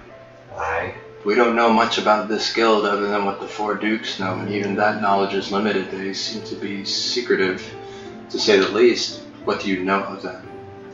I don't know much, but I know someone who does. And I'm gonna look for Terra. I'm gonna start looking around. And Terra, what are you doing? I'm going towards the captains. Okay. do I see her? You will in a minute. Oh, okay. Terra? Sorry. No worries. Because there's things happening simultaneously, so I'm just gonna have to, go back. Is like someone having out like wine glasses and stuff like that? Oh yeah, the captains are by the bar. Yeah, I was gonna say. Yeah, and it almost looks like that Captain Morgan. Yeah. Captain Morgan. Yeah. Captain Morgan. It's exactly what it looks like. And all the captains are giving each other glasses of booze, and they're saying, "Captain, Captain, Captain." And so they see you walk up, and they say, "Captain." Hi. Sahil. Hi. How are you lads doing, or holding up, so to speak? Well, we have ships, so we're holding up a little better than you. I'm sorry that was a low blow. Oh, well, hopefully I'll be getting her back soon, so to speak. My name is Harvard, but they call me Two Tooth. Two Tooth, Yeah. I see. What about the rest of you lot? So you see two other captains there. One of them is not even really paying attention. They're all human. They look like they've seen a lot of time on the oceans. Their skin is very weathered and leathery. Two Tooth introduces, this is Captain Jonathan Marduk, and the guy pretending to ignore you over there is Captain Archer Anea. Hi, well, what got you into such a big party like this, if I may ask? We're a very important part of the vitality of this city, young Terra Isle. We have ships. This is a port city. Yes, well, I was just curious. More than anything, done favors for the Dukes, perhaps? Well, not specifically, no. We just got an invite, and here we are. Representing the, import-export business, as it were, here at Baldur's Gate. Both legitimate and otherwise. Yes, well, I can say that is quite important here around these parts. If I may ask, I'm sure you know, since you brought up the fact that I don't have a ship. Have you heard any news from Terra's tiers? Specifically, you're probably wondering about Captain Gavelda Gallows. Well, yes. We've seen the Gallows here and there. You have? Yes, we have. Why don't I buy you a few drinks? I may need some information. Oh. Why don't you? So, I'm gonna So he call. says, it's an open bar. So, I'm gonna call over and bring as much ale as you can, lad. Very good, very good. So they all grab a drink, and they tell you that Captain Gavelda Gallows has been active on the Sword Coast. After about 15-20 minutes, they say that her ship is the fastest ship on the ocean right now. You know for a fact that your ship was fast, but it certainly wasn't the fastest ship in the ocean. They also tell you that they've been operating off of the island of Chult. Rumor has it that she's gone monster hunting. She's almost given up the flesh trade completely. It's unusual, no? I mean, she's made a lot of money selling flesh. It's the reason why you guys kind of broke off with each other, yes? Yes, I don't. The mutiny and all. Yes. Not to bring up bad memories, but it is what it is, right? It is what it is, yes. But I'm surprised. She fought me tooth and nail on the subject. Oh, well, she's made quite a lot of money. Quite a lot. We don't agree with it. Why don't you? Well, listen, I don't mind stealing gold from rich assholes like the people here, but I'm not gonna sell flesh for profit. It's disgusting. I quite agree. I don't know what happened along the way, but it seems I couldn't even trust the people closest to me. Yeah, well, we have bigger problems right now. Spill, what's going on now? Sea wolves. I've heard. Yeah. Why do you think we're all here at port? That bad now? Nobody ever goes out at night, not anymore. Huh, I see. So these sea wolves are causing... Nobody's ever seen it. Nobody living. They say they're cursed. Cursed how? I don't know. Nobody's ever seen them and lived. That's how these tales grow. Tale of the sea. Probably a bunch of scumbags on a boat. Sure. Well, we can hope it's that. I've done with enough magic and curses to, enough to last a lifetime, and I would like to stay far away from such things. Safety, yeah? Safety, not just for myself. You never feel the cold of the sea. I do every day, but I've got 2 assholes I gotta look after. Very good, very good. And so as you're talking to the 2 captains, one of them is pretending to ignore you, which is the 3rd captain.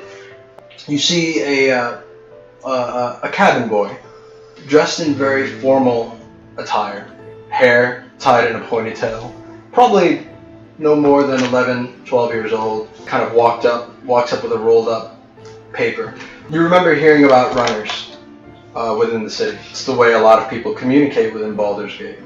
And there are only a select few runners within the city, within the merchant quarter, that are allowed access. And one of them he's pouring sweat, even though he's in this very formal attire, and he's got a piece of scrolled up parchment with a wax seal on it. And he sees you instantly, and he recognizes you, and he goes, Mr. Ahil, got a message for you. Here you go. So, I take in, boy, you alright there? I've been running all over the merchant quarter looking for you, man. So, it's my job. So I give him an ale. Thank you. So you give him a what? An ale. Oh, an ale. Okay, I'm 11. I can't drink, man. Oh, well. I started drinking at 10. I've got other runs to do, but I could take tips of other kinds. So, I flip him the gold. So you flip him a gold, and you hear one of the captains, the one who hasn't talked, kind of look at the corner, through the corner of his eye, he goes, "Good lad." So he goes, "Thank you, man." And he runs off. Well, I guess not everybody drinks young, I suppose. And I start opening up the parchment. The wax seal is red, and it has the head of it's like an orc skull, and you crack open the wax seal and you open the parchment. It says, Captain Terra, your beloved Grimgosh, captain of the pretty orc, has beckoned thee. I just saw your ship 2 days from port. Be ready. Looking like she's coming to Kohl on that parlay. With all my green orcish love, Captain Gramgosh. P.S. Captain Gramgosh. And that's it. He really wants you to know who he is. So, I roll it up and kind of like... So the three other captains are now looking at you reading this parchment, and they kind of see the wax seal, and they're kind of looking at each other with smiles on their face. Very, very kind of like Jim Locker, boyish grins. And so I kind of start to like crinkle the paper like angrily. So the second that you do that, they kind of like, whoa, whoa, whoa, and they kind of like avert themselves. And, yeah, we're not judging, you know, halfling orc, how does that thing work? I don't know. Let's have another ale, boys. And they continue off. Alright, Cole. Have we been searched at this point already for weapons? You haven't. I will say that you guys have. I'm assuming you brought your frostbrand dagger? Yes. Okay. And turned it in. They turned it in, yeah. You? I'm assuming you brought swords? I brought swords, Okay. of course, but I guess they took them from me. They took them. Yeah. So I will make a roll for you. okay. Wow. Yeah, so you got through security, no problem. All right. I'll go to either the bar or the nearest bar. Okay. And pick up a drink and. There's a lot of alcohol going around on trays and platters. So anything I see, just kind of a drink. Just kind of grab it? Yeah. Sure. And then I'm going to look around for either Rodtail or any other noble that I recognize and have spoken to at least once in the past. Make a perception check. Make an investigation roll, please. Okay. Since you're looking for Rodtails or, you know. 12. Well, I will say that it takes you a good 10 minutes, but eventually you do see Rodtail. A very, very fine elvish gentleman, and he's dressed to the nines. He's got his cane, and he is talking to nobles as nobles do. They're just chatting, and as they're chatting, you kind of detect that there's some fake laughter going on, but it's par for the course in these sort of things. Mm-hmm. You know what I mean? Yep. So, but yeah, you do see Rodtail. Okay, so I wait for a good moment to approach and excuse me, Rodtail.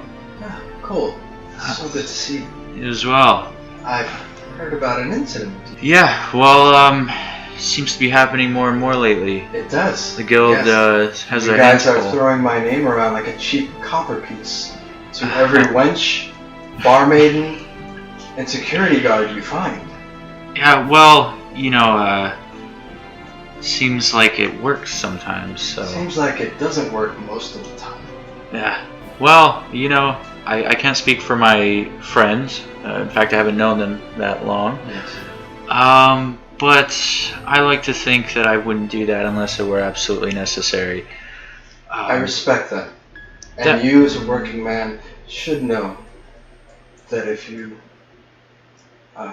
want to entertain potential future employment, you will stop treating me as if I'm some whore.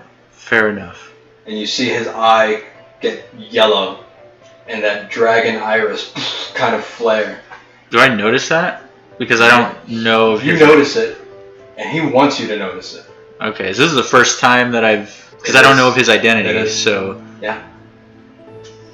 So I take a moment to absorb that, and I say, well, you see, that's kind of why I am here. I'm not here, but here with you. Don't mince words, Cole. You're a man of action. Speak freely. Oh, I'd like some business. Right. You see, I have a feeling I'm going to have my hands full with the guild, but I want to stay sharp and maybe make some money while I'm at it. So, if yourself or anybody else that you know has any jobs that need to be done, just direct them to me, or you can find me at the Clamhammer. I guess that's where I'm staying for a little while, but... I might have something coming up very soon, as a matter of fact. Okay. Somebody claims to know the identity of a lieutenant of the guild. Oh, well, isn't that convenient? We don't know who this is. They're not even in the city yet. But they may be needed to be transported to the city to testify before the Four Dukes. And, You go, you get him or her, and you bring them back alive. bring them back to you? To the city of Baldur's Gate. I see. And while I have this person in transit, would it be agreeable that I ask them any questions I need to ask them? You just need to keep them alive. The conversations that you have with your acquisition are between you and your acquisition. As long as it does not threaten the city or the city's interests. Okay. Of course, this is all rumor and conjecture. You did not hear any of this from me. Never heard it. Excellent. And please, you and your friends, stop treating me like I'm some whore. That message will be delivered.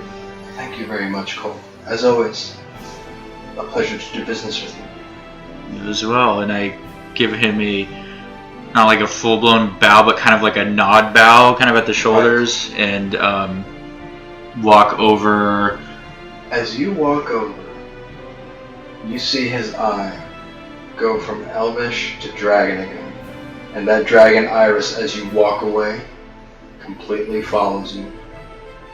Even through your peripherals, you see it. That sickly yellow gaze just following you as you walk away. So I pick up my pace a little bit and try to find anybody from the group. Okay. As you're looking for anybody from the group, somebody grabs your hand. It's a delicate grab. I look over to see who it is. Beautiful tiefling. A little darker than flesh. Dusky sort of skin tone. Dark brown hair. With one red highlighted streak. Beautiful curled horns with platinum and gold embellishments. Very, very revealing dress. And she goes, "You're cold." "Yes." Yes. "Dance with me." "I haven't danced all night." So I finish my drink and kind of place it anywhere I can find within reach, the nearest platter or what have you, and follow her. Okay. So you go out to the dance floor, and she's not very shy. She places her hand right at the small of your back, and you feel kind of her fingers just kind of like glide down your spine. Your hand and hers as you guys kind of step perfectly in sync. She says, "I'm Ava." Ava, good to meet you. "Good to meet you too. You're here about your brother." Well, I'm here by no choice of my own, but it has a lot to do with that. She says, "You have to leave. Not right now. You have to leave and not pursue this, whatever it is that you're doing. And Your brother is gone. on whose authority do you speak? I knew your brother. He spoke of you often. I don't want to see you end up like he did." Well, that's kind of you, but Either I'm gonna end up like he did, or they are. What if you were offered a large sum of money to drop this vendetta? Would you take it? You're a man of no loyalty to anybody. You can be bought. You're a hired gun, literally. What if somebody were to give you a ridiculous amount of money to just stop what you were doing? I'm just trying to save your life here. You know, if I didn't know better, I'd say they were getting a little nervous. We are getting a little nervous. What kind of money are you talking about? We can set you up for life. Of course, you wouldn't have to work for us. We wouldn't want you to. We just want you to forget about your brother's horrible fate. We are just as saddened by it as you are. And you guys continue to dance as you're talking quietly to each other. To all outside appearances, it just looks like two people engaged in very casual, even pleasant conversation. However, there's a very dark undertone to everything that's being said. So The guild is prepared to offer you 50,000 gold pieces for you to walk away. 2,000. It's quite the sum. So she sees you smile and she goes, now's not the time to start fighting. So I take her hands like kind of around my back a little bit. Yeah. So as we're kind of stepping, I slow down the pace a little bit, and I take her hand and move it over where the handle of one of my guns is, so she could feel it even though it's not visible because of the spell. And I just lean in and I go, tell your bosses this one's on me. And I just step back into the crowd. Before you step back, she grabs you by the handle of your gun. She goes, no. She grabs your hand and she kind of puts it on her inner thigh, up her skirt, and kind of maneuvers it so it continues up, and you feel something metallic strapped around her thigh, right about the middle. And she goes, I have one too, and I am just as good. Well, I like you, Cole, but I'll kill you. So the feeling is mutual. I guess it is. Now, if you really know anything about me, you'd know that I have no qualms about using that here. If I go here, that's where I go. It's true. But what about you? I have to save face. We'll be parting amicably, of course. Tomorrow's not written, Cole. Not yet. So she gives you a kiss on the cheek. And I let go of her hand and just kind of, as casually as possible, retreat my way into the crowd while keeping an eye on her so that she's not like right behind me. So as you're walking away, she's in the middle of the dance floor, looking at you, smiling pleasantly, and she just kind of waves goodbye. She says, "You see you, Cole." I nod one more time and then head back over to like any actual like physical bar that I can find and take a seat there. Got it. Daedalus, Hartwell, you're being hounded for autographs. You are being hounded for autographs. And as you are signing, pretty much, your hand is almost to the point where you're getting cramps just from signing. And finally, a couple of the security guards are like, all right, we're going to have to, sir, hope we don't mind, but we're going to have to provide security for you. You're kind of a thing here, so. Like, no worries, and I'm like cracking my head. Sure. Because like, So they're like, all right, everybody, give the man some space, give the man some space. And as you continue, signing autographs for people, one of the security guards says to you, Lady Danae, would like to see you. And I brighten up a little bit. I'm like, oh, where is she? She's in a private chamber. I saw that. So I'm like, okay, so I signed a few more, Okay. but then I go off to that. So before you leave, one of the security guards says, Lady Danae says to say goodbye to your friends, that you won't see them till the morning. Okay. So do I just like seek him out real quick? Up to you. So I go around and seek him out real quick, and it's like, okay, I'm gonna be. Make an investigation roll. See if I can find him. 16. 16. Took about 20 minutes or so. But you do manage to find Cole, who seems to be not in a stupor, but he's taking a hard swig of alcohol. Mm-hmm. And it looks like he's got gears going in his brain right now. So I was like, hey, I'm gonna meet with this lady Danae, but probably not gonna see me till morning. Hey. Cheers. It's like, you go like that. It's like, cheers. And then I go and find the other two and just repeat the same thing to them. Okay. So, as he says that he's not gonna see us till morning, I'm just gonna, in kind of like a drunken, sort of motherly way, I kind of lean in. Now listen here. You make sure. Protect yourself. And the three captains around you say, "Protect yourself!" Protect yourself! Oh. Casanova, you may want to do those flips and tricks in the you-know-what anime, right, guys? You know? And I was like, okay, bye. Thanks. Where are you going? I did give you a hug!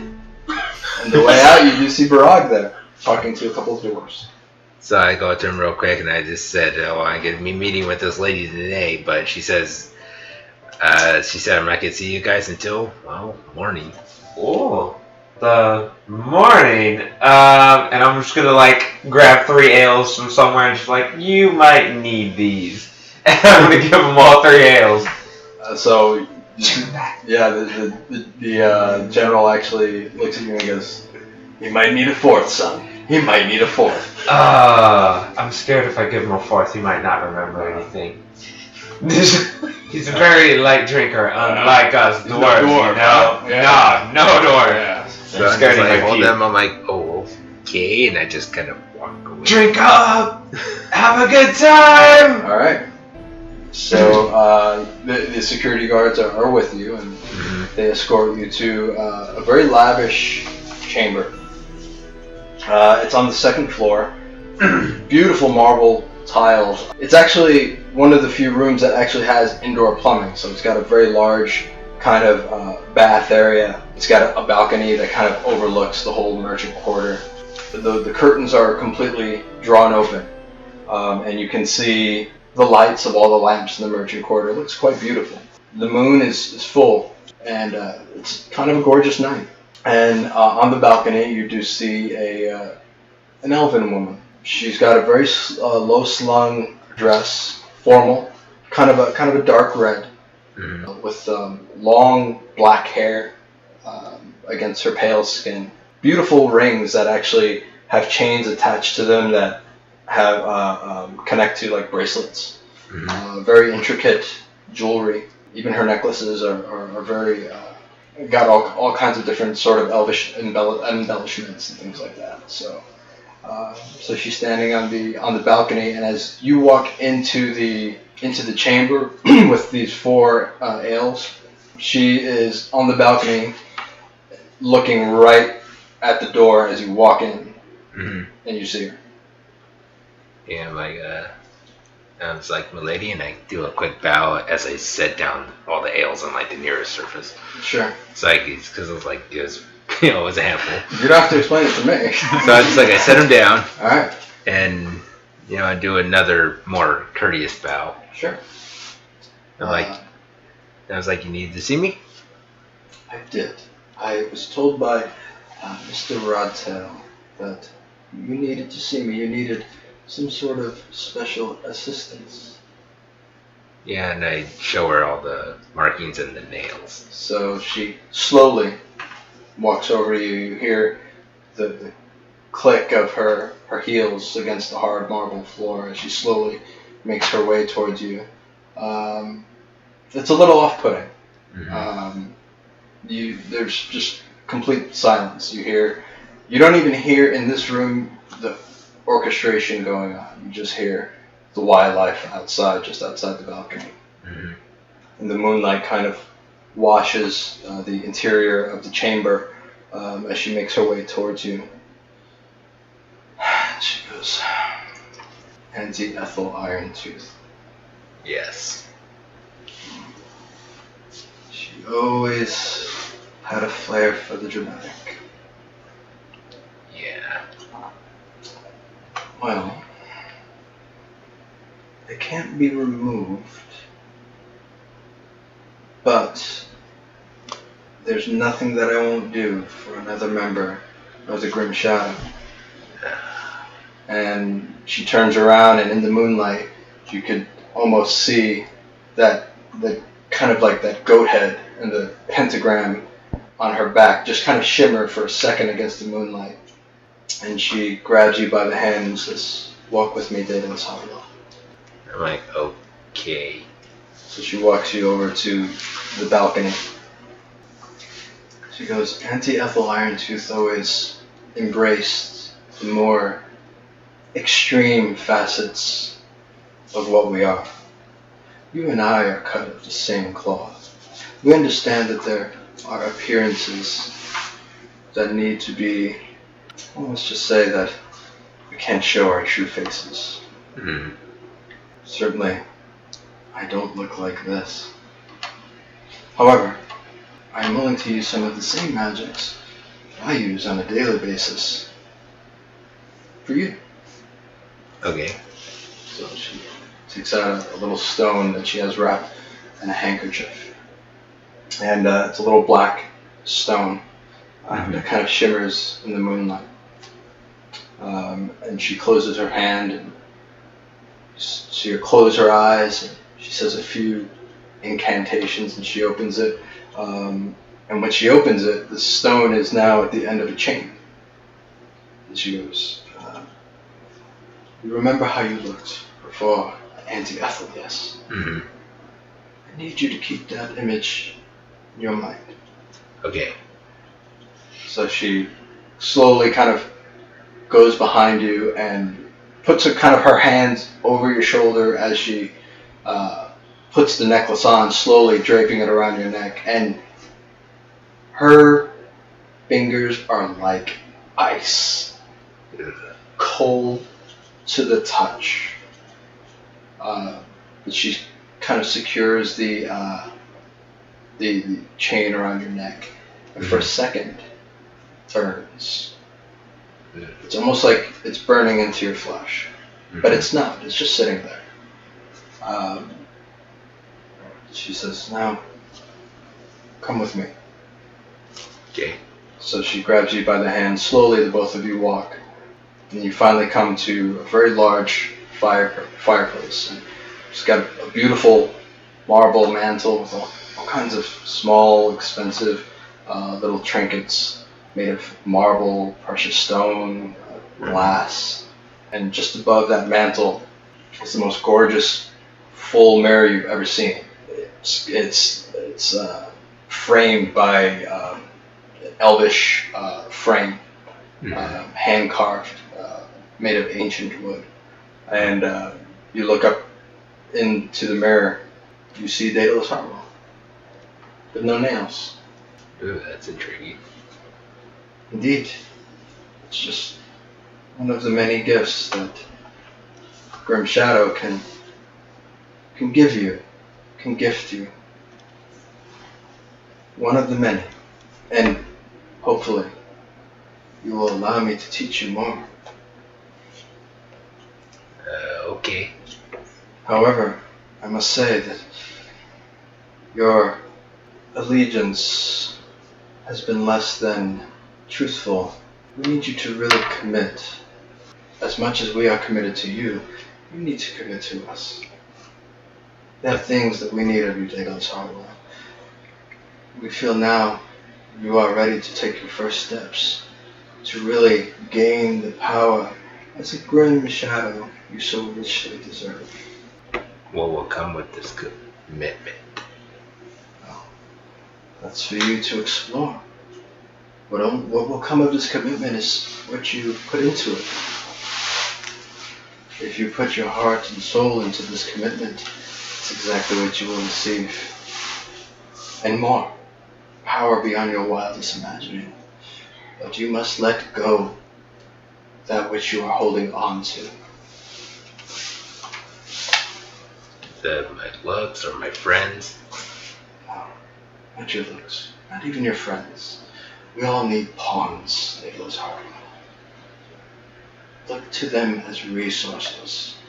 You will need to do things, Daedalus Harwell, that right now you might find disgusting, maybe even terrifying. These things must be done. We are not evil. We believe in balance and order. There are some times where you have to commit great acts of evil to maintain balance. Do you understand? Not totally. You will. I will contact you shortly. I will have a task for you. Agreed? Sure. Good. Now, come. Sip my wine. She's got a beautiful glass. It's actually made of crystal. The wine itself is thick, red. She pours you a glass slowly and pours yourself a glass. Toast. I grab the cup and I hold it up.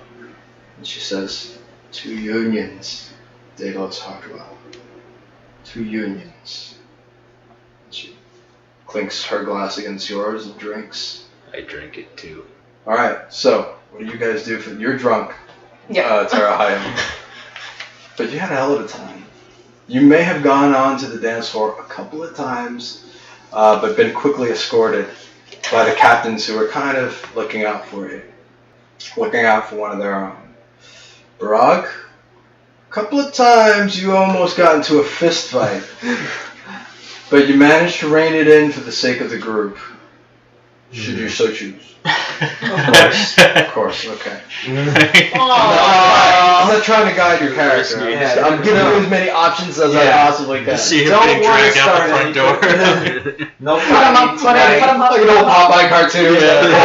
Let me at him. Cole, Yes. you have a lot to think about.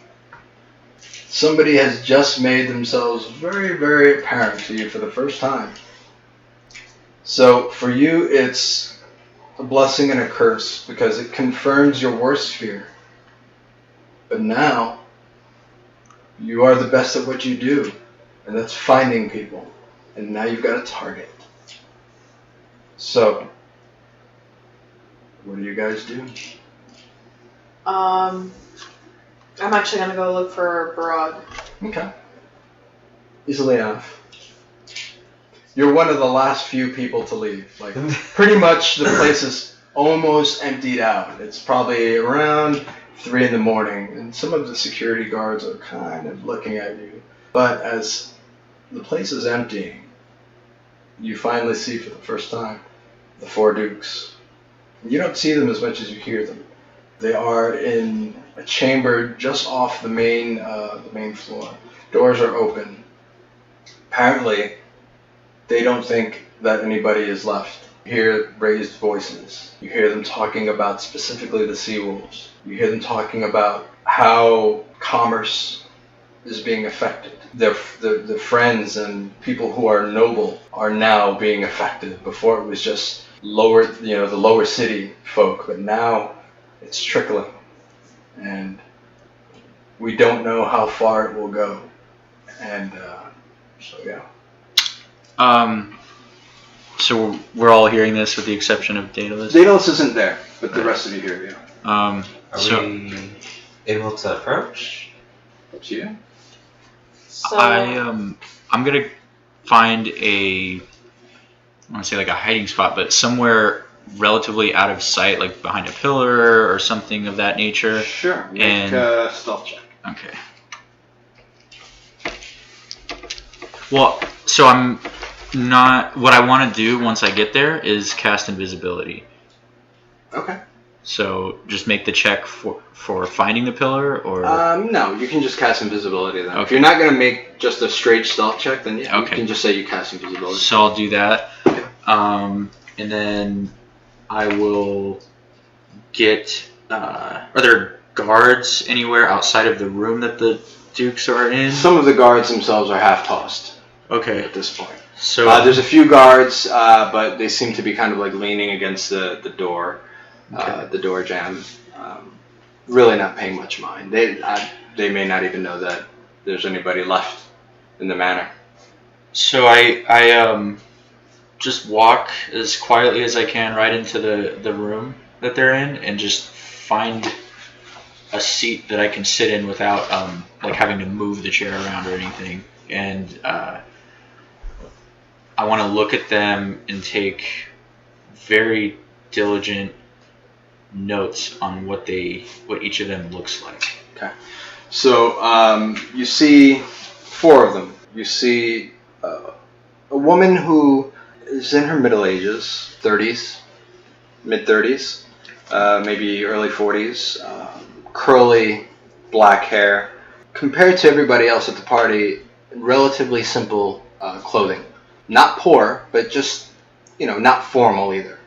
Very well dressed. She looks like she comes from noble stock. She doesn't have a lot of the lavish embellishments that a lot of the other nobles here have. She doesn't wear gaudy jewelry, stones, things like that. She's not trying to make a statement or a point or seek attention. And you see another man.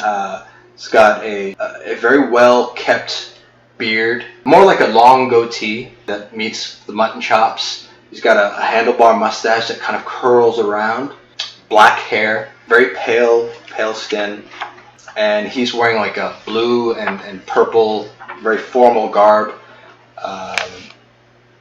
And you see a third man who looks like he could come from the ancient East. You've heard tell of lands in the ancient East. Dragons that look more serpentine. They worship a whole different pantheon of gods. They have warriors called samurai, which you've never even heard of before. You've never even seen one before.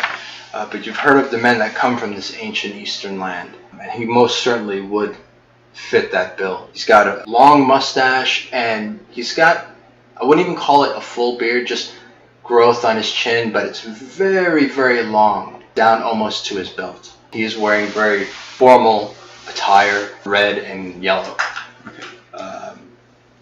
And then the 4th person that you see there, you've seen him before, you know who he is. Blaze Uldur. Blaze Uldur Raven Guard. He's actually the leader of the Flaming Fist Mercenary. And you've only known him by reputation, and you've seen his portrait when you've actually gone to get your bounties cashed. And he is the most recent in the succession of leadership in the Flaming Fist Mercenary Guard. And you know for sure that he is a Duke of Baldur's Gate. You see them, they've got this nautical map kind of splayed out on this large marble table, and on that on that map you see ships, and you also see red X's on the map. On that map, make an intelligence check with disadvantage because you're half drunk. Just intelligence? Yeah. 13. 13. 4. Disadvantage. 4. Sorry. There is a large blob on the map. It could be an island, but you're really not sure. Probably. Yeah. And they are just arguing about what to do next. Where do we go? Like, who do we hire? Because there are no sailors. There are no fleets that are going after the sea wolves. None. do we hear? And then we're still down. We're still. You are on the same floor. He's inside the room, so he's seeing this You hear something happening in that room. You hear the sea wolves being mentioned, but you don't know specifically what they're talking about. So I'm gonna turn to Barag. Barag, Aye. for the sake of you not wrecking the place, please stay out here. You're the drunk one. Just, you have to trust me, please. I'm asking you as...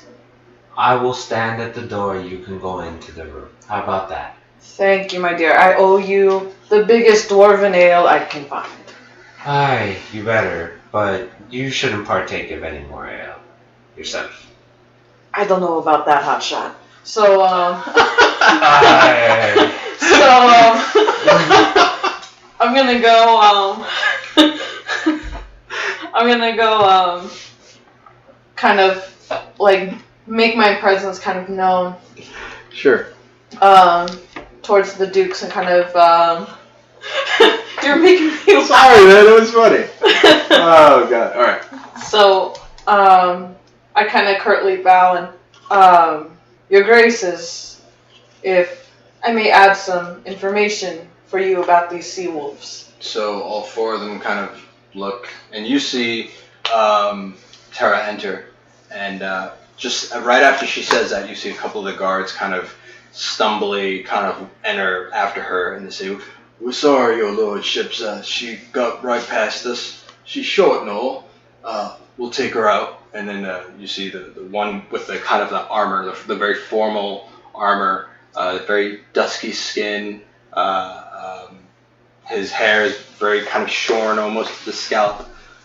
Very large, muscular human. Kind of said, "No, it's all right. Let her through." Who are you, miss? Terra High Hill. Terra High Hill. We've heard of you. Apparently a lot of people have heard about me, huh? Well, Both good and bad. I tend to hope for more good. so do I, your lordship. You're in the presence of the four dukes. How can we help you? I think we both have a common enemy here. So you see the man from the east, kind of like stroking his chin. And he says, "You help us. How are you going to help us?" These sea wolves. I've heard a name or two. It seems that they are causing a lot more trouble in these parts. So the woman kind of looks at you, with the woman with dark hair, and she says, "From my intelligence, Terra High Hill, you don't have a ship." You would also know that I am seeking under parley. Soon. I'm hoping to possibly reach an agreement with, and I'm kind of like fighting back the anger. The gallows, yes. Yes. We are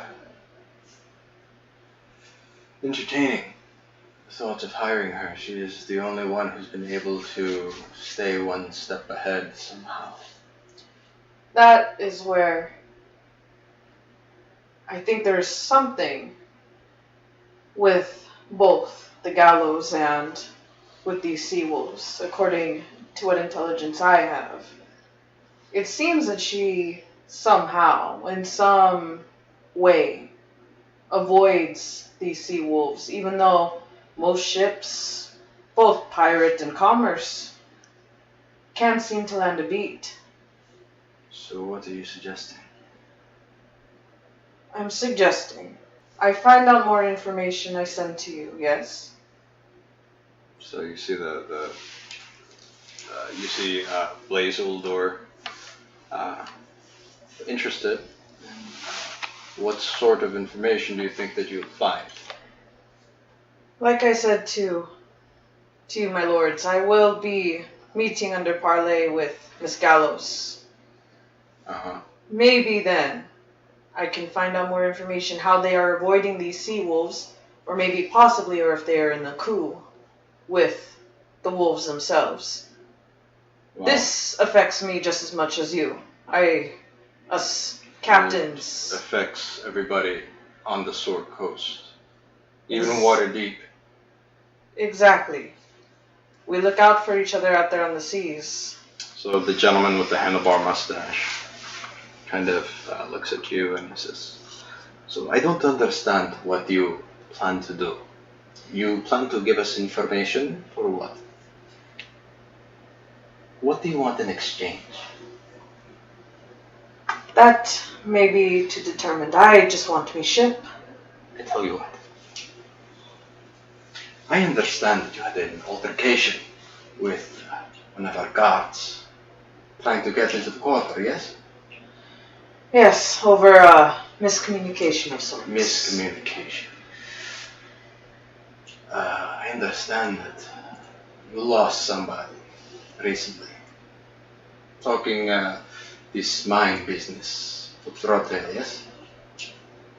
Yes. We are sensitive to that. So we propose this. You get us some sort of intelligence that we can act on. I will suggest full access to the merchant quarter. Aye. Unconditional. However, it has to be intelligence that we can act on.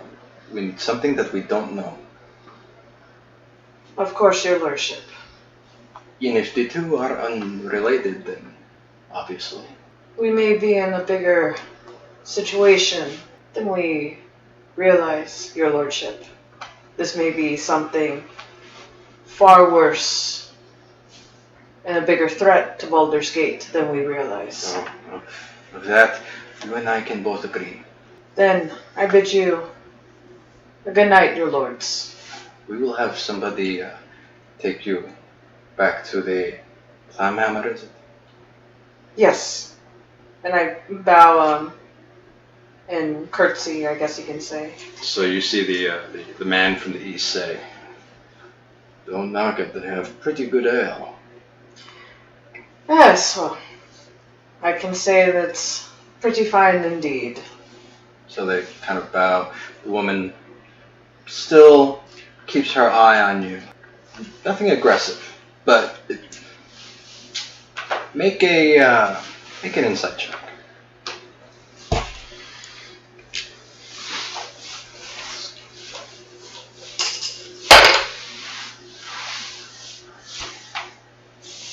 $15. 15. That's enough for you to know that you've certainly piqued her curiosity. Two things from that roll. You've certainly piqued her curiosity. One. Two, she was not expecting you to walk into that room at that moment in time. It took her a little by surprise. And just on the weight of the fact that you had the balls to just kind of walk in there and kind of demand audience, you see kind of a little hint of begrudging respect behind that kind of gaze that she's giving you as you're walking. And Cole, you actually see all of this go down as Terra walked in. So as they're having this conversation, I pull out one of my pistols, which has become invisible with me because it's on my person, Yep. and I'm just kind of aiming at each of the dukes, just kind of as they're talking, bouncing back and forth, and I move across all of them, and then to Terra for a moment, and then back, and then I just kind of put it down and wait for the conversation to end. Okay. So they go on seemingly unaware that you're there. And they, again, continue to go on about the Seawolves, but they go on about Valor's ransom. And they tell about, actually, the woman, her name, Rilsa Rail, actually, let's see, Lady Rilsa, what do you know of this Valor's ransom? And she says, obviously not enough. They have come to make themselves major players here at Baldur's Gate. I'm curious. They can be used to great effect, I think. We just have to play on their goodwill, their willingness to do the right thing. And I think it can be mutually beneficial. Blaze Baldur. Says, I follow the teachings of Hestia. I don't really feel comfortable manipulating. Perhaps if we're just honest for once and say, well, we can't lay all our cards on the table, Baldur. Obviously, we must keep some things close to the chest, eh? And so they go on for a little bit. They don't really talk specifically about what else it is, what other cards they have yet to play, but they're the Dukes. So they've got Plan A, Plan B, Plan C, and apparently Plan E just walked through the door 10 minutes ago. That's kind of the impression that you got. Okay. So, I'm going to... Where in... Because I know I just kind of looked for a chair. Where would you say I am physically in relation to where they are? I would say they are dead center in the room. It's a very large room. Okay. Stadium ceiling. But you are in a corner. Okay, perfect. So I'm actually gonna... One pistol in hand, just kind of on my lap. I'm going to drop my invisibility spell, but just continue to sit there, not do anything or make any noise. Sure. Okay.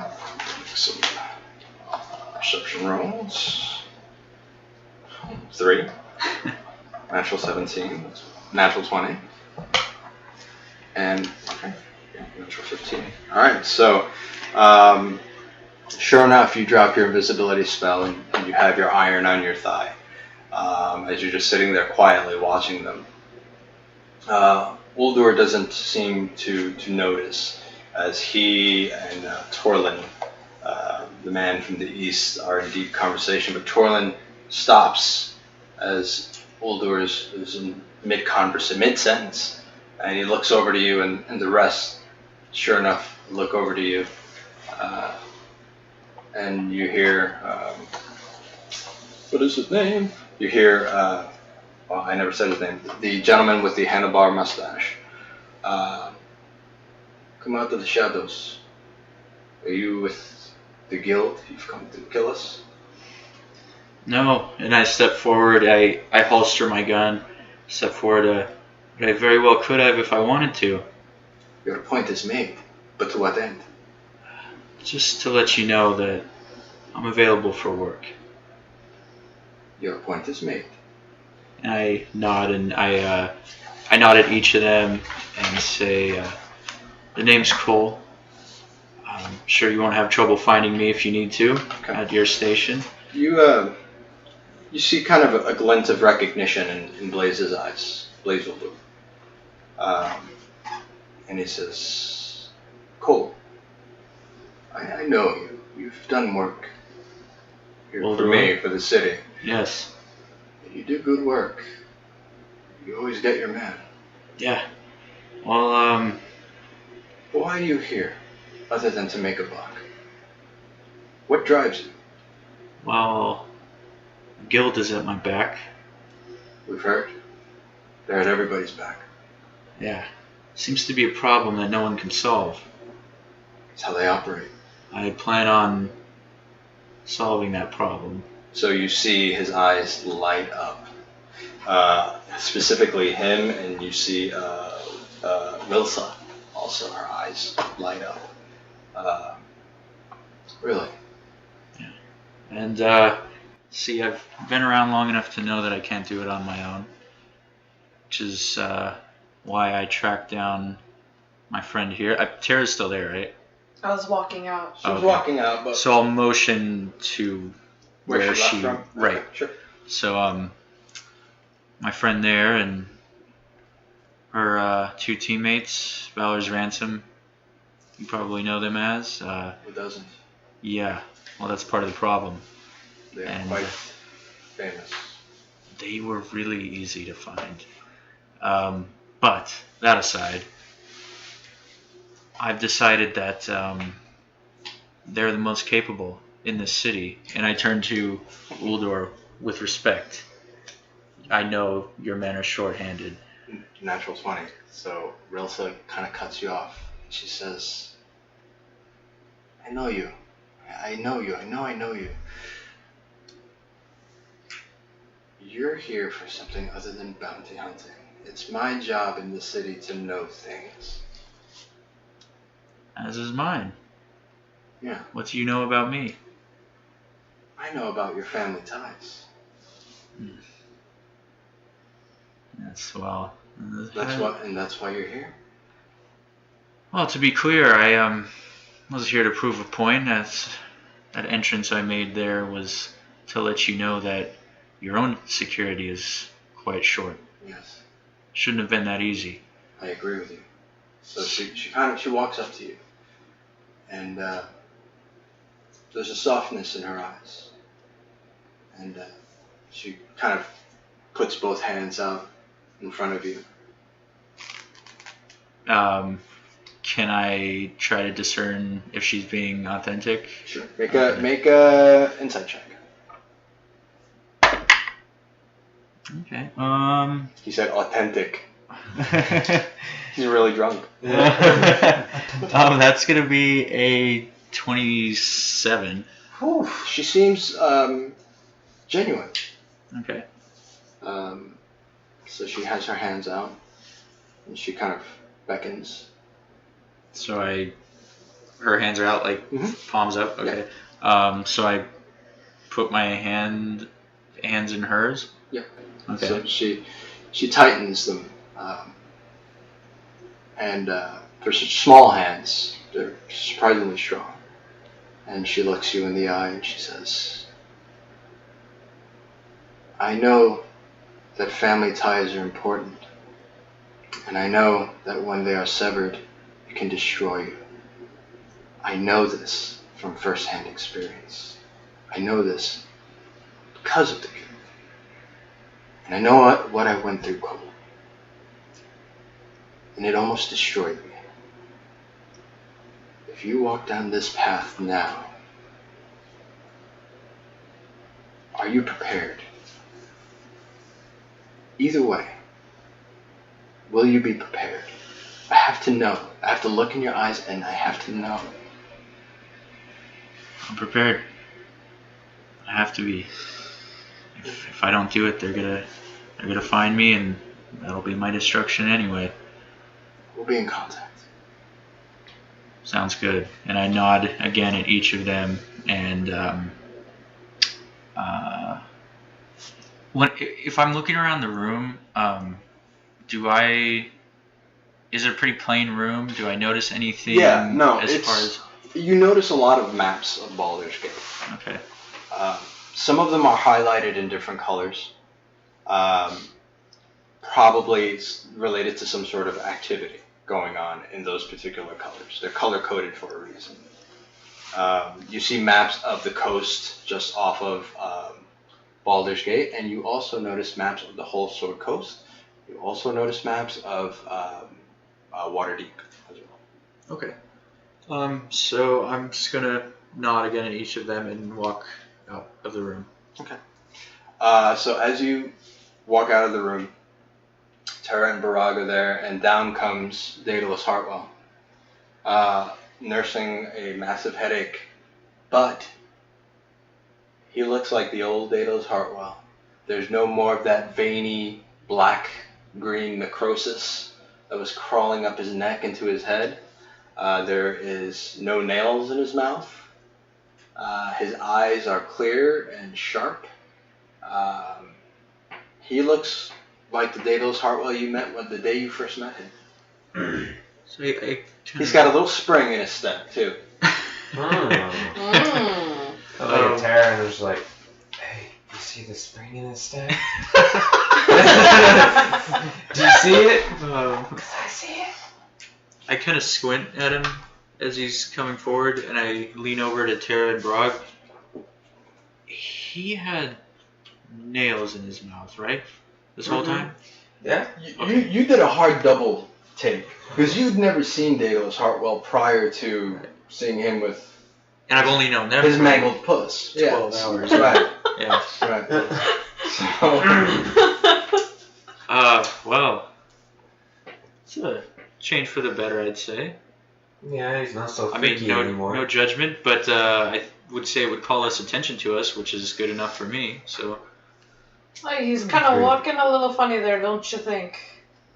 And I'm gonna kind of like raise my eyebrows, like, Looks like those. Looks like the ales I gave him served him very well. And so I'm gonna high five Barag.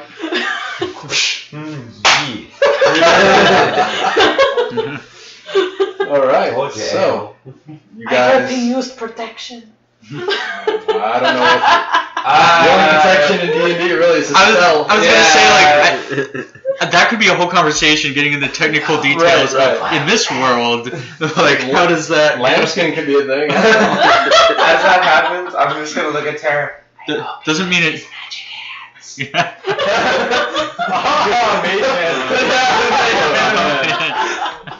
Big Me's head. Oh wow. There we go. All right, so Hey. more power to him.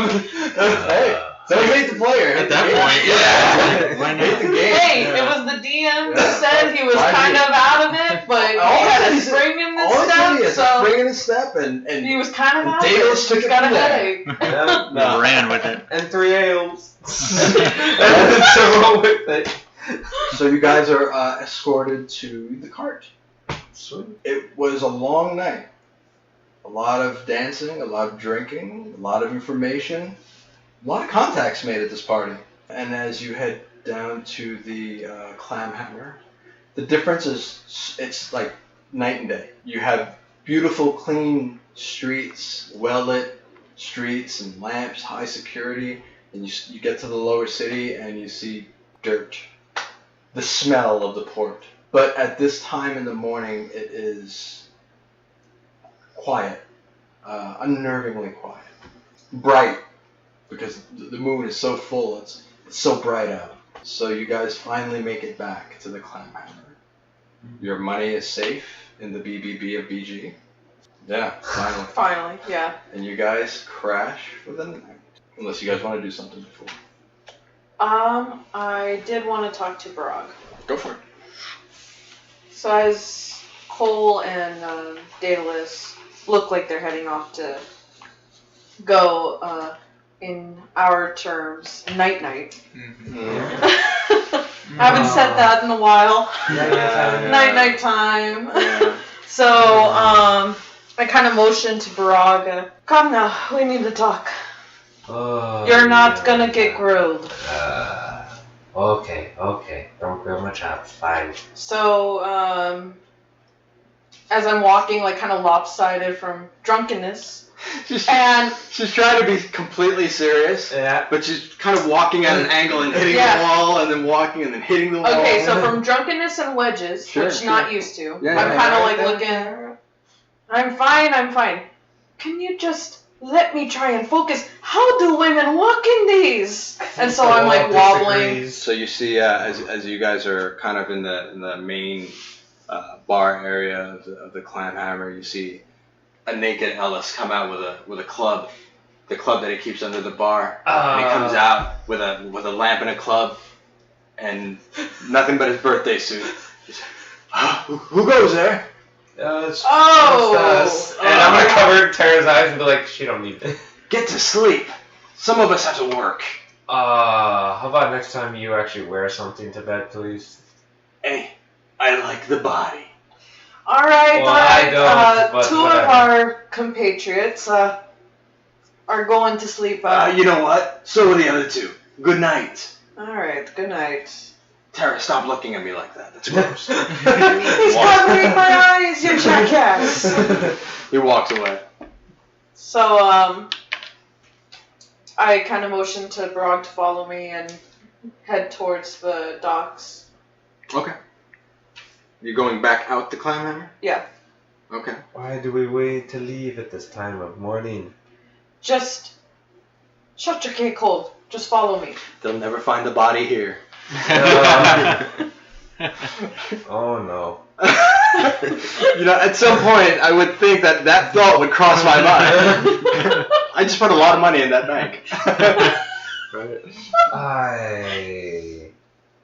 Can we go back to the clam hammer? No. So Why I'm not? gonna keep walking. Okay. Make perception roll. At disadvantage, because you're hungover. Oh no.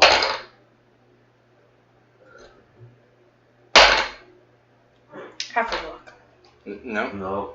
Halfling luck doesn't work on this? No. If you have disadvantage, it would only allow the first roll. It would get rid of the lowest roll. Okay, so I'm gonna do that. Because I had one. Okay. So what did you roll the first time? 17. Okay. 23. As you were walking out of the clam hammer, it's quiet. It's very well lit, but it is also the lower city.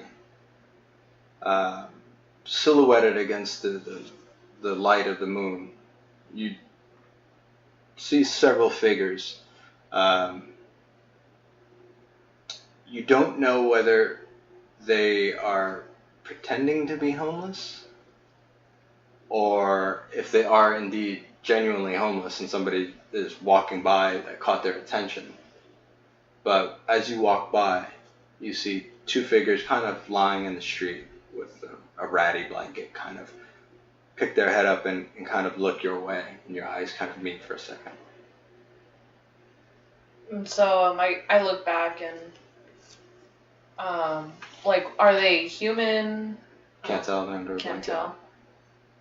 So I kind of nod to them, and is there can I see any thieves' cant around them, on the building by them? Make a perception. Disadvantage.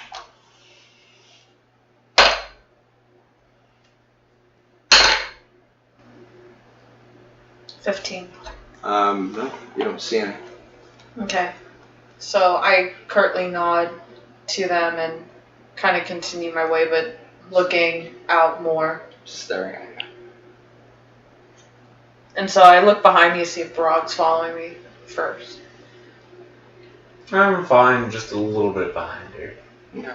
It's like a step or two. So as you're following behind her, you see her kind of staring at these two figures in the street, and they're staring at her.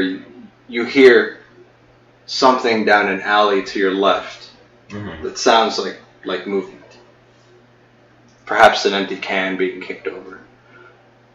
I'm gonna tap Terra and be like, Terra, I heard something down that way. I know. Just follow me. And I'm gonna grip both my two swords real tight and keep walking and kind of just alertly be looking around. Understand, neither one of you have armor on. Yeah. Okay. So, I'm just walking over to the docks. Do we get there without any? Sure. Okay, cool. I'm looking at you because I don't know. I'll let you know if something happens. Okay. So, Let's go move on. What are we here for? So, I take off my wedges and kind of sit on a barrel and take out a flask. You sure you should be drinking more? Just sit on a barrel or something, you heavy arse. You and drinking. Okay, whatever. Sit my butt down on a barrel. So, I look at him, and I look back at the ocean. You know what it was like to come to Baldur's Gate, my half-pinted little ass, walking through these streets, not knowing a damn thing of where to go. Aye. Took a lot of people to trust. Took a lot of time for me to trust people. That's how I got me crew. Commanded over 50, sometimes 100 boys. All of them acting like idiots, worse than you. I'm not surprised. But somehow, in some way, and I take a flask and I drink it, I can't seem to lead you two. I am scared shitless, if I am to be honest, to lose you or the elf. And that troubles me. So, I'll let you in on something. Did I ever tell you why I hated dwarves so much? They're stubborn, stupid, and really bad alcoholics. Besides all that, me first mate was a dwarf. Aye. And us pirates, we deal in cargo sometimes. Sometimes people hire us to do jobs that nobody else wants to. But not once did we ever deal with slavery. Not my crew. We don't deal in the ways of the flesh, so to speak, is what we call it out on the seas. So, continue. So, found out she was dealing slaves on my ship. She as in who stole your ship? She as in who was my dwarven first mate. Oh, that's gonna be a problem. Gefelda Gallows. The That's worst. a stupid name. Oh, it is pretty stupid. Most dwarven names are so weird. I don't know how you Iron Foot. I've heard a few times here and there. Drac? Who the hell has a last name named Drac? You're speaking to him. Anyways, the point is, I didn't agree with what she was doing. She didn't agree with me. Mutiny, thrown off me ship. I lost everything in a matter of, and I snapped my hands, seconds. But that wasn't even the most painful thing. Losing Talvis was the most painful thing I could ever imagine. And so I start kind of like, you see like a tear or two. And I take another swig. And I swore to myself I would protect him, and I couldn't even do that. So, and I look at him dead in the eyes and I turn. You listen here and you listen here. Good. You're loyal, yes. You're a dwarf, I know that. 30. I need you to make a dwarven promise. Do I have to drink some ale on this promise? Possibly. Or I may just, do a pirate promise and, cut the hand up, but that's so nasty to me. Oh, well, I've already lost a few toes. I would prefer not to lose my hand, too. Exactly. Please. So, I am going to be seeing Gefelda under Parley. I would like even Kohl. You sure you want Cole there? He's a little trigger happy, I think. He is, but I see good in him. A good I haven't seen in a while. You know what I mean by that. I know, you saw some Talvis and, He's a good kid, Barag. So I need you to make a promise to me.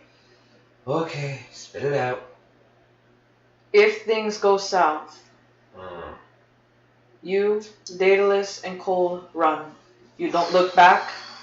You don't come after me under any circumstances. Now you're asking a difficult thing there. You need to lead these men. You need to lead Valor's Ransom. I'm not going to be here forever. And with Gefelda, it might be sooner rather than later. You can't be taking these stupid risks and jumps when you don't need to. Yeah, saying the one who climbed on the back of an ancient red dragon. And I kind of look up and, tis true. Seriously? So, you want me to make a promise that you know I probably can't keep? I'm asking you. It'll help me sleep better at night. That's a difficult promise. We've been through a lot of better way of saying it. This is something I am more scared of than Zayn the Zane. Zayn the Zane was scary. A god coming down to this plane, scary. This is the scariest thing that I can imagine, is to lose you lot. But it's not I worth will- losing us So if we lose I you. kind of hold my hand up, think on it. Let's head back. Fine. And I owe you a dwarven ale. And I take Oh, another sip of my flask. Okay. And I just start walking back. I need one of those, and I take the last river and just kick it back and be like, oh shit. Yeah, that was heavy. You may need two. Yeah. All right. So, Daedalus and Kohl. I'm looking at you and I'm thinking Thomas. What's that word? Oh, it's Kohl. I know. I Yeah. brought that subject up for the first time in ever. You guys want to do anything before bed?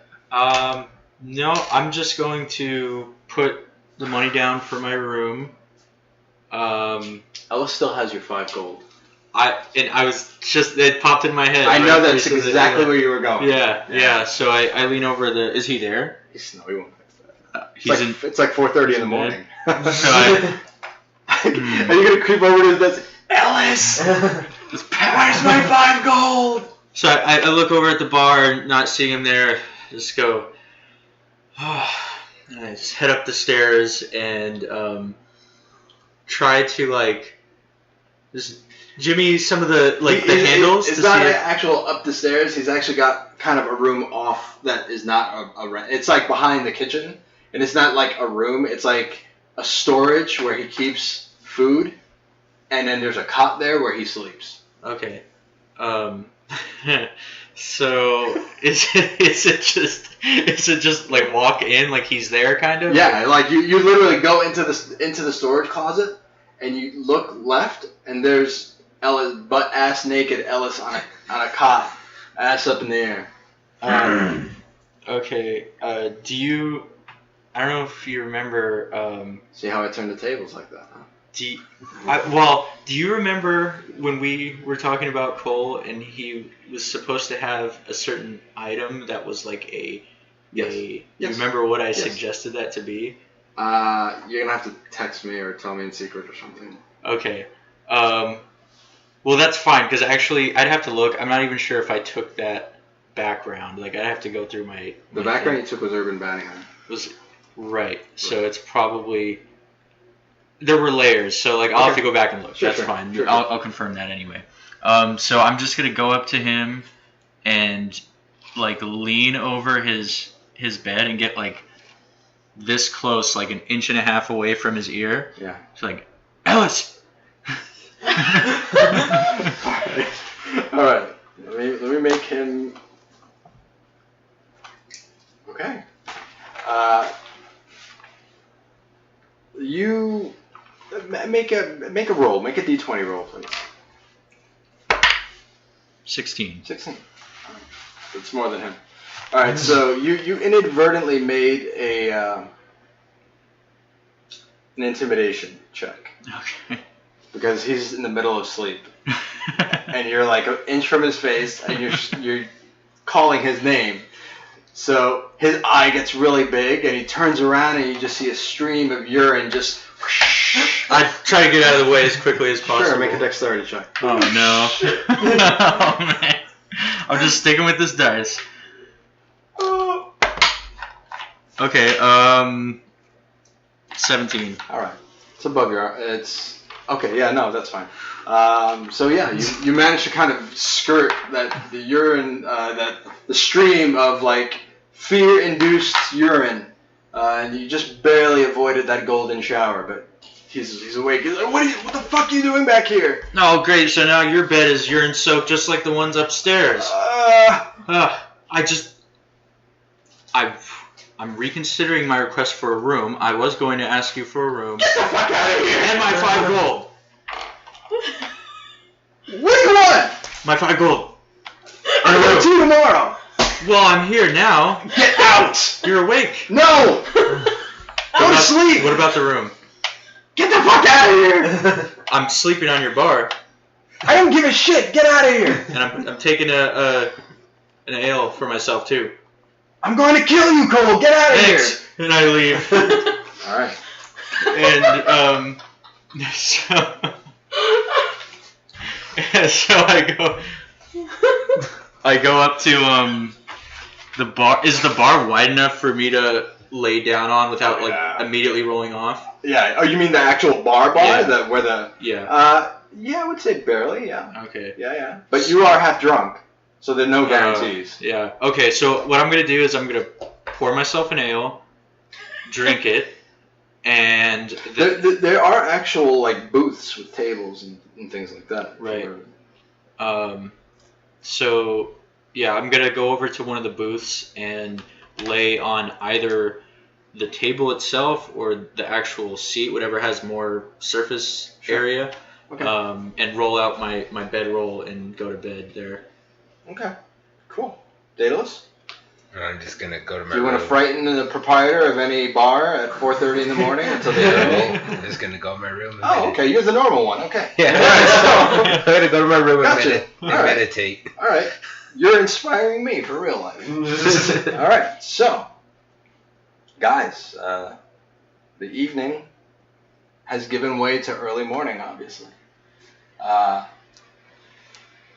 As the first lazy rays of light slowly creep over the ocean's horizon with a promise of new beginnings, like an old coat, a thick coat of morning fog, not uncommon here at Baldur's Gate, still wraps itself around the winding streets of the city as the last vestiges of the evening humidity refuse to burn off with the morning's burgeoning light.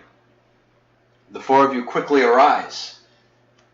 Kohl, Barag, Daedalus, a piercing clang of alarms cut through the morning stillness. Terra, make an intelligence check with advantage, please.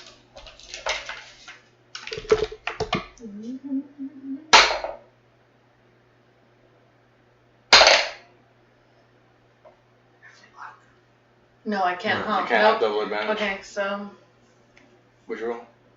17. Oh, yeah, plenty. So, Terra, although you've never actually heard this sound before, and most who sail the seas, they actually know what it is. It's a citywide alert ushered to usher people to the ports and the piers of the city.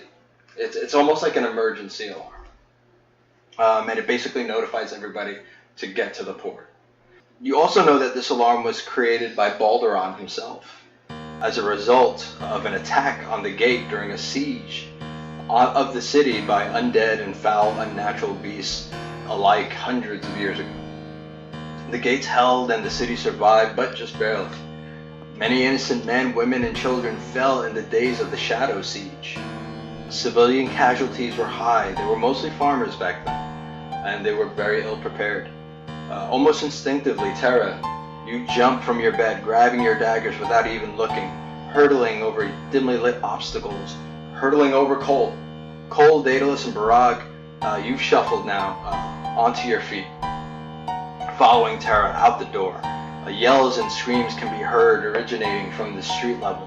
The four of you run outside, more out of your well-honed combat abilities than anything. As the four of you run, weapons at the ready, Terra, you can see many of the city's rogues, humans, elvish, kinku, dwarvish alike, on the rooftops of buildings, bows and daggers drawn and at the ready, all looking at the port, some through spyglasses, concern and fear reverberating through them. That's when the four of you notice it for the first time. The glow.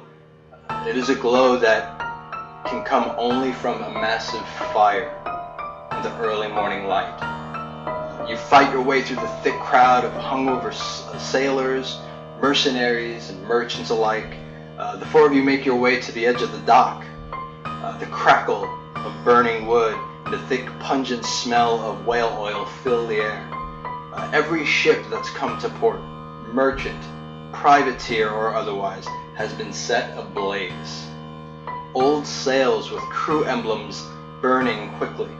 The sound of burning ships collapsing in on themselves like the sound of cannon fire, and that's when you see it. The first body washes ashore, ripped apart, but not consumed like from an oceanic predator. No, deep gashes in the face and the chest adorned this nameless human young male. His face twisted in some horrific grimace in reaction to the very last thing that he saw. Then a head breaks the surface. Just a head. His mouth open as if in a ghastly scream, eyes gouged out of his face, leaving only cavernous black holes. It bobs up and down in the water like a fishing cork, perhaps some small fish nibbling at it just below the surface of the water. As you look from one end of the port to the other, the garish remains of those who call the seas their home litter the water. Everything from innards, intestines, limbs, clumps of hair float about. The water itself is now a pale crimson color. The sea foam that normally collects on the shore discolored with strands of pink. All at Baldur's Gate stand in shock, some tearful. This is where we'll pick up next time. Oh, cliffhanger. Well done, guys. We survived the night of drinking. Survived the night of drinking. Yeah. That was crazy. Eventful night, huh? Yes. You guys didn't fight anything. Yeah. But a lot happened. Yeah. A lot happened. Well done, guys. And the port's on fire? What the hell? Yeah. Dang, man. Remember those guys that were sleeping? You remember now, and you don't remember them when you were on your way back to the Clamhammer being there. Yeah, we didn't run into them. Was it apparent to us at that moment that those bodies were coming from the ships on the harbor, or do we not? Don't know. No. Okay. I'll let everybody make an intelligence perception roll. No, investigation. This is something very specific. 18. What's wrong with you, Terra? Terra doesn't see shit. Got like a 11. Natural 20 for Barag. Nice. 15. Got like an 11. Okay. The three of you see it. Terra, you're just kind of taken with this ghastly sight, something you've never seen, not even on all your years on the sea, but the three of you see it. You see the banner. It's a dark blue banner with a yellow moon. Inside the yellow moon, you see the head of a wolf just floating in the water. Now, Okay. good night, guys. All right, guys. Well done. Yeah, until next week. Well done. Until next week. So many things, guys. So many things. Yeah. Well, this was episode 22 of Valor's Ransom. That's not the name of the show, is it? No, it's the story thus It far. could be. Yeah. The story thus far. Valor's Ransom has partied the night away, apologized like big adult dwarves, bought some stuff, seduced some women, were almost seduced. Yeah. So, what happens next? I don't know. Anyway, so we'll see you guys next week. Hope you have an amazing weekend. Play D&D. Be amazing. Love each other. Anything else, guys? Nope. All right, guys. Good night. Good night. Night.